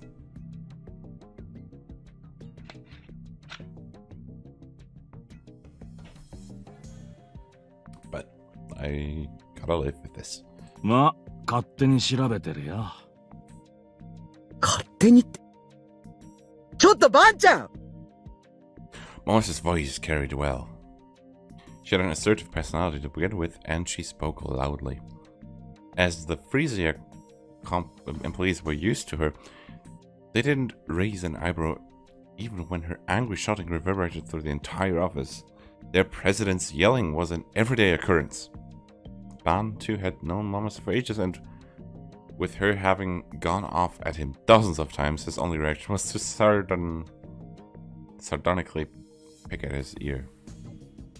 Mamas herself didn't particularly want anyone to listen on this topic, so she soon lowered her voice.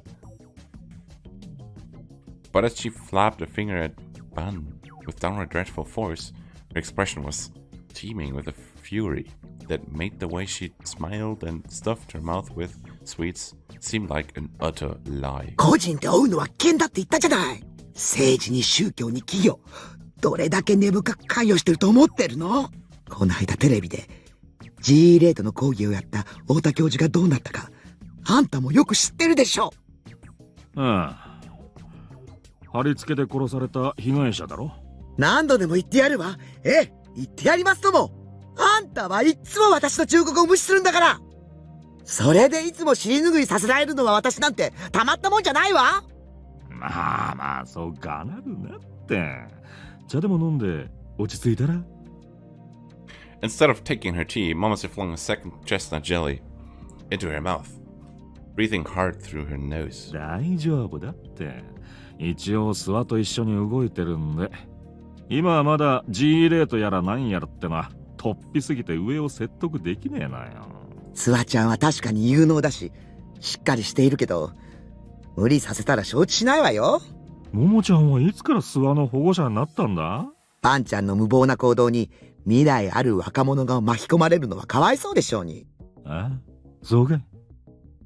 Van shrugged and took an experimental sip out of his tea, but it was still hot, making him scrunch up his face. しかし、バイオリズムが人を殺す凶器になるなんてこと。前に説明したでしょうに。実はいまいち理解しきれてねえんだわ。それってももちゃんお得意の電磁波と関係してるのか？ Moses sighed and, in opposition to Ban, went on sipping her tea without any issue. 満月の夜の事件簿はよく知ってるでしょ？まあな。Many crimes and accidents took place on nights with full moons, nor was this an urban legend.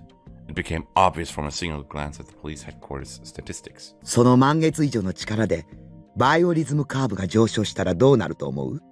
興奮するってことだろ？興奮するってことだろ？それだけ？渋谷は特殊な街なのよ。言ったでしょ？ G レートが高ければバイオリズムカーブは上昇する。しかもその上昇値は満月の夜に影響する数値のおよそ6800倍。なんとも想像しにくい数字だな。比べ物にならないくらいすごいって考えとけばいいわ。しかし、殺された太田教授が言っていたのは G レートが半年前から急に増加しているせいってことね。地層の構造に大きな変化が起きない限りそんなことはありえないそうだけど。変化ね。そう。駅前のスクランブル交差点で火山が噴火するほどのエネルギーが必要なの。火山？そんなに大きな力なのか？それくらい今の GE レートはありえない状況なのよ。それを世間に訴えようとした教授はニュージェネで殺された。Big oof. 事件の前日に教授が出演する予定だったテレビ番組が急遽放送中止になった話知ってる？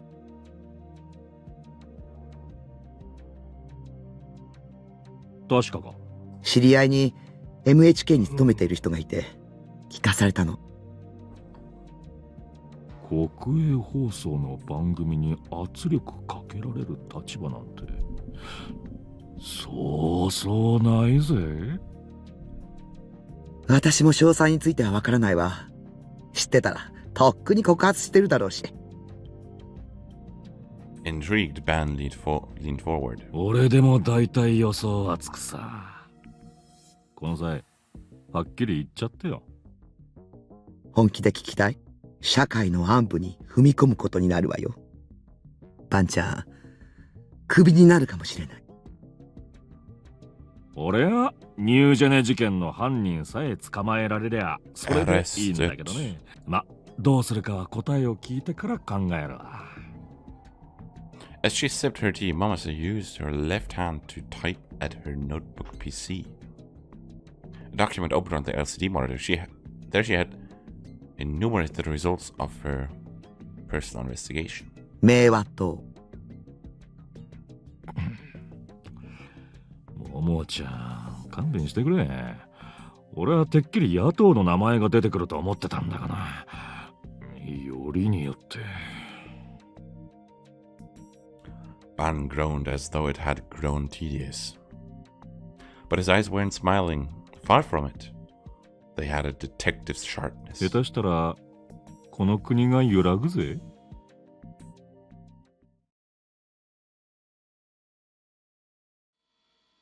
I certainly couldn't have Remy come over to my base over the weekend, so I spent a worrisome 2 days alone. Remy had brought me fresh supplies of food in advance on Friday, so I'd stayed shut up in my base without taking a single step outside. But even then, there were countless times when my anxiety almost drove me to email Remy, saying, "Please come over, please come over." In the end, I never pressed send, but I was only freed from my nervousness during the 30 minutes when I was watching Borracho's latest episode. And even under these circumstances, I made sure to keep up with Borracho, or Blood Tune, which is also referenced in Steins Gate, because if Remy had become that which held me up in the third dimension, my source of support in the second dimension was Borracho, or rather, Seiratan.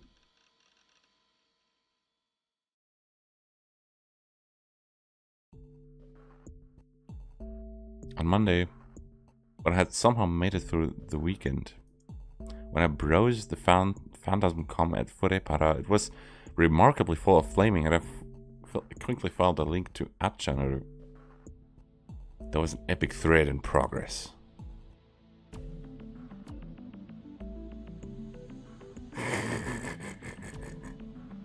It's interesting. Otaku take pride in their game and figure backlogs. Figure ergo board. Entry prohibited for those under 20. HL message board. Be sure to read the Goro game board guide. Entry prohibited for those under 20. No repeating threads. Make your thread titles easy to search for. Fez from Phantasm used to be hospitalized. Kishimoto is the real name of Fez from Phantasm. In the past, she was a patient in a psychiatric ward. The hospital was called AHM. Phantasm's over. Good job making shit up. Sauce, please. Whose eyes? Oh, those eyes. Who's Fez? For real? AHM only took supplementally ill patients. Another anti-fan? This is pretty sucky trolling. If you're gonna start a thread, at least link to a source. Of course, it's a lie that Fez was hospitalized. Don't you get embarrassed slandering her like that? I've never heard of AHM. F off. The one watching you was me. Fez. Strike the stake! Strike the stake! Strike it into the a-holes. Spewing BS. The next new gem victim is gonna be one of you. Fez was hospitalized for a long time for psychological reasons, because the hospital put out a free publication with patients' drawings and essays and poems, and her poetry got introduced there. By the way, the same thing's up on the hospital website. Her real name is Kishimoto A.C. AHM is Arc-Heart Medical Group. archeart-m.com. Let's go on that website actually.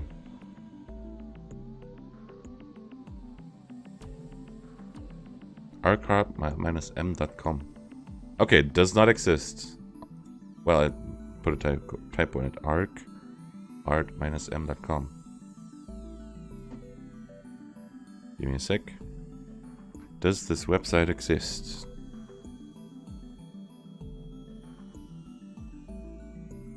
I will check out for you. So...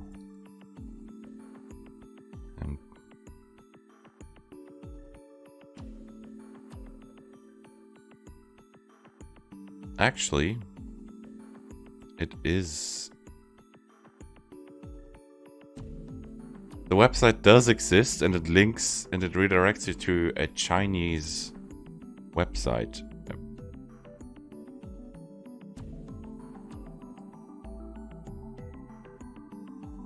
So,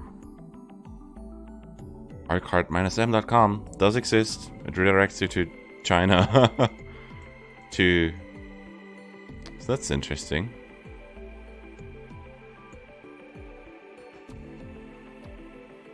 Yeah.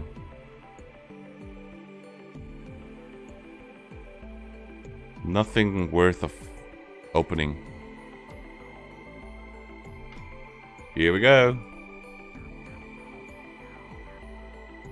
So that's as far as your love for her goes. Whatever, I have fewer rivals now.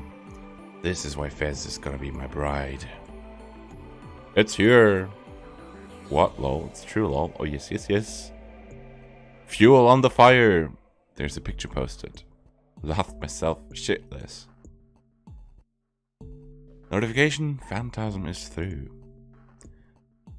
Is the Phantasm gonna disband over this? I liked Fez a lot, in a sexual sense.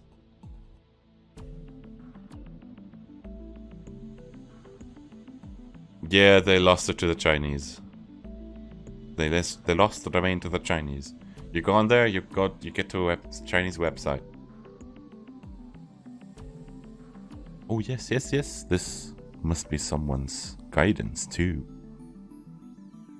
The poem there doesn't get used in her songs, does it?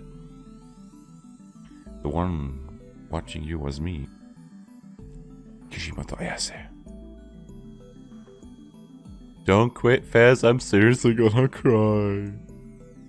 I can kind of understand this. They say there's a fine line between genius and madness. This Batman flag, here it comes. Tonight will be a black mass. Young Fez done. Well, this means Phantasm is dead for sure.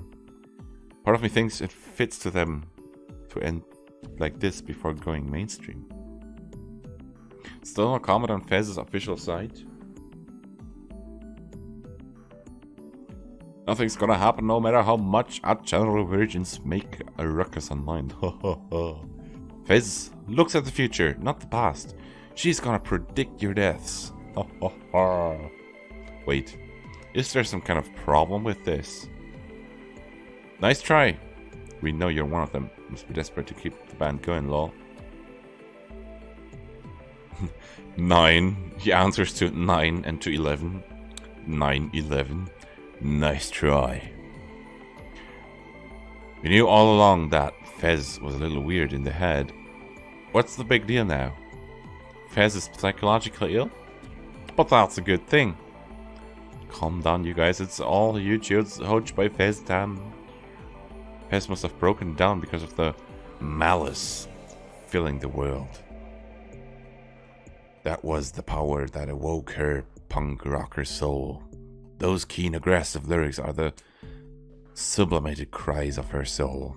On the contrary, we ought to unconditionally bless the facts given out by 12. The side's down. They're running away. I went to the URL 12 had pasted in. arcart-m.com. Let's try opening that site again.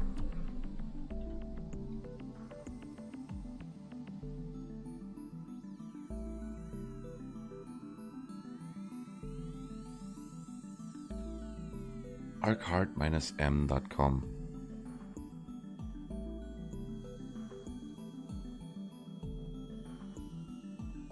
So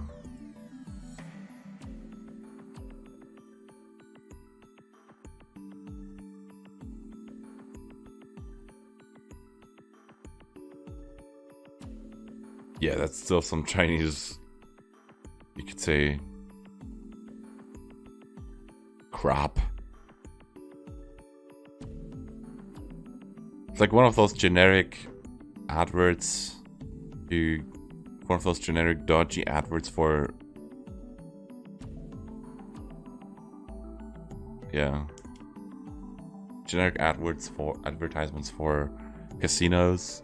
Those dodgy advertisements for casinos, so don't go on that website because it doesn't exist anymore. The Arcart Medical Group was a long-time psychiatric facility that accepted only patients with severe mental illness. From what the site showed of the hospital's appearance, all the windows had bars in them, making it look almost like an aging prison. I didn't know if it were still in existence. In any case, the homepage hadn't been updated whatsoever for the past 4 years, except just as the people from Achan said, this site included a picture of the young Kishimoto Ayase and a poem she had written. The Arcart Medical Association, a wonderful, ecologically clean place where excellent instructors guide all children to always do the right thing. It sounds like a brainwashing institution to me, to be honest. 綾瀬が精神病。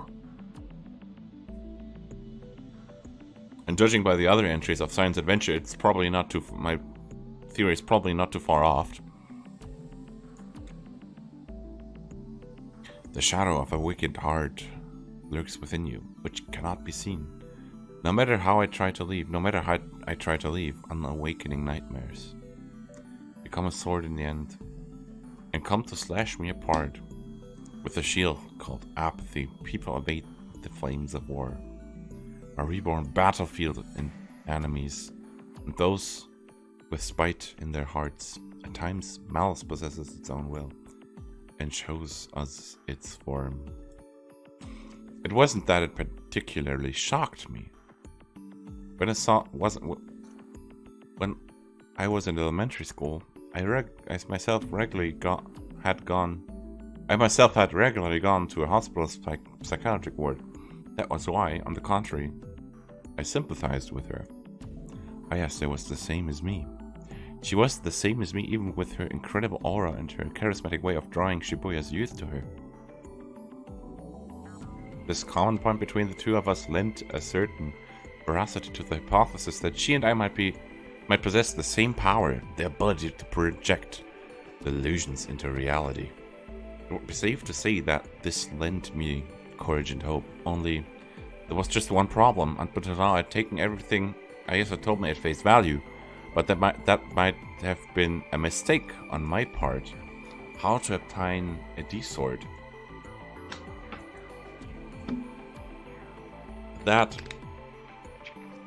I would be saved if I obtained one. I began to have doubts, not about the phenomena she had shown me, but rather about the words she had spoken. Should I believe her? Or... The abrupt sound of my phone's ringtone made me jerk. Cell phones sure seemed to enjoy catching me by surprise.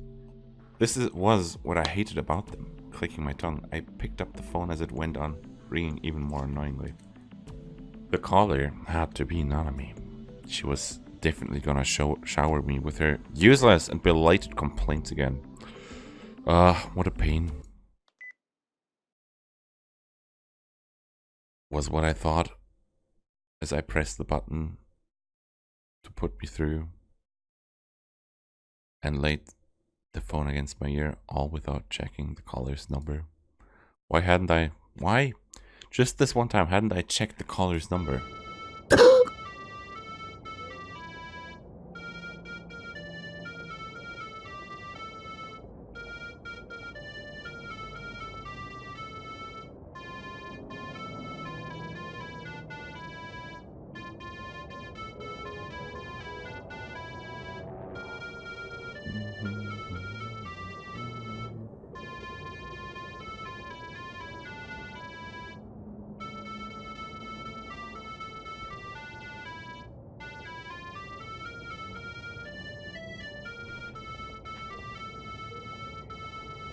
Big oof.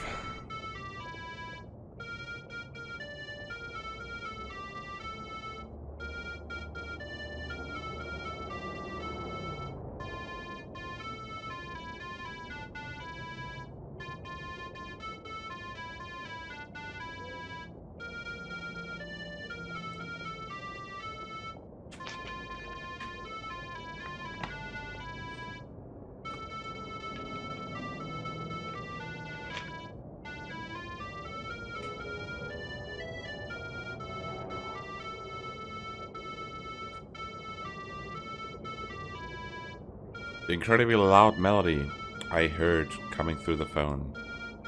Let me pass. I hastily confirmed the number displayed on the LCD screen. This number, as I thought. No, why? Wasn't it supposed to be out of use? When I had Nanami call it to make sure, hadn't that announcement played at us? Or else had the prankster brought the number back? どうしよう。 Panicking, I turned back toward the center of the room. Surely Rumi would be there, and she'd give me some kind of advice. She wasn't. Of course not. Rumi was taking classes at school right now. Because I told her ahead of time that I wouldn't be going to school today, she hadn't come to pick me up in the morning. As I stood there, shaken up, Let Me Pass continued playing through the cell phone. A full minute had already gone by. I'd only caught a little bit of it before, but I'd heard some noise aside from Let Me Pass. Even if you limited it only to the sounds I could recognize, there were car engines and people's footsteps, so it must be outdoors. Who the hell was the person calling me? I could only think of one who might set up this kind of hoax. Shogun. Troubled, I looked at the Seiratan standing next to my PC. どうしたらいいと思う、セーラ。 Seiratan faced me with the exact same smile as always. 切っちゃえばいいさ。無視無視。そっか。そうだよね。その手があった。 Of course. I should have done so from the start. I laid my thumb against the phone's end call button, but for some reason, before I cut it off, I thought I'd listen to Let Me Pass one more time, just for a little longer. It felt strange even to me. It creeped me out, so I should have wanted to end it as soon as possible. I mostly unconsciously, took the cell phone in my grip and lifted it to my ear.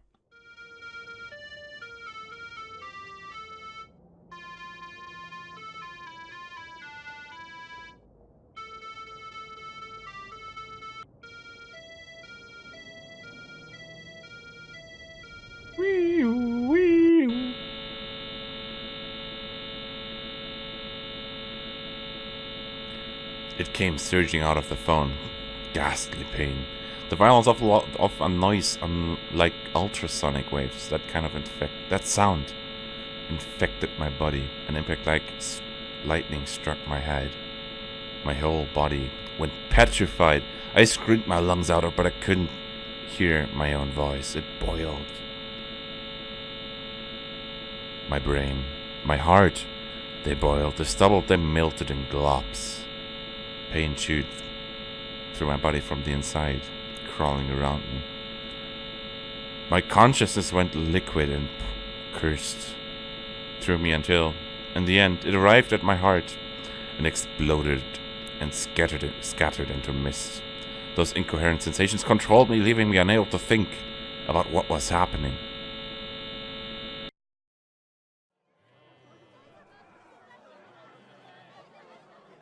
And Kusanaka slowly opened her eyes. She saw that her class, Year 3, Class B, was in an uproar.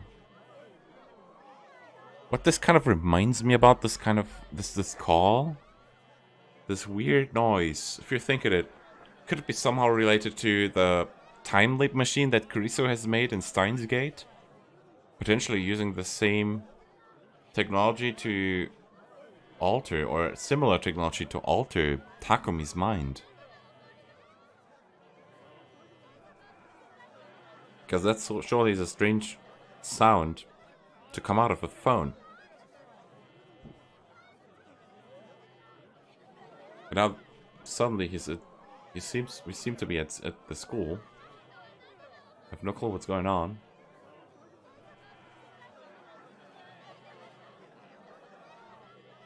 Countless student heads collapsed. Their eyes rolled back, and they foamed at the mouth, and their bodies twitched all over. A number of others had curled into balls, pressing down on their heads as if they were suffering.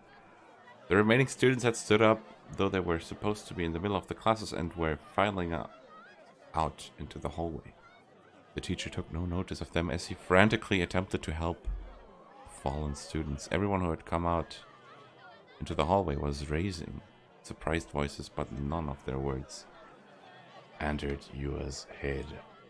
The cell phone in her skirt pocket had been vibrating for some time now. Upon noticing it at last, she dragged her hand towards her pocket. She tried to stand out, but she staggered and slid down past her chair. Crouching, she leaned back against the wall. After correcting the position of her slipping glasses, she pressed the button to take the call and put her phone to her ear. Hi. Hi. はい？一応大丈夫です。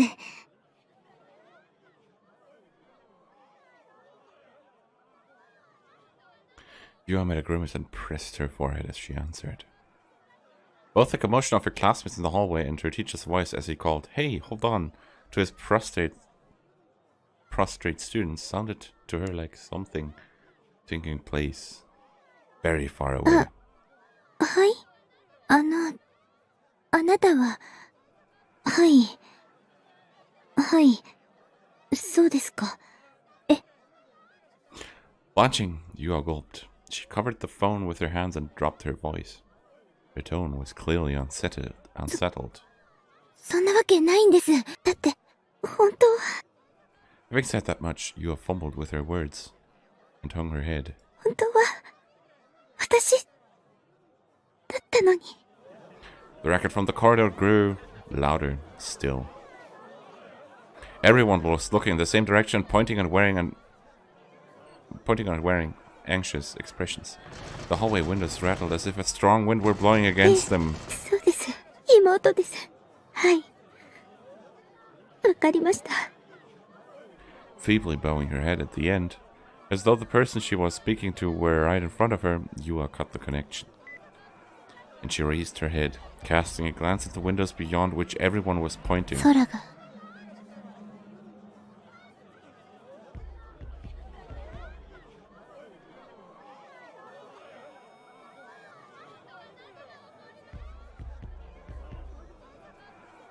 It was almost as if someone had dropped the white paint into water. The sky that had been a dirty blue was fading to white.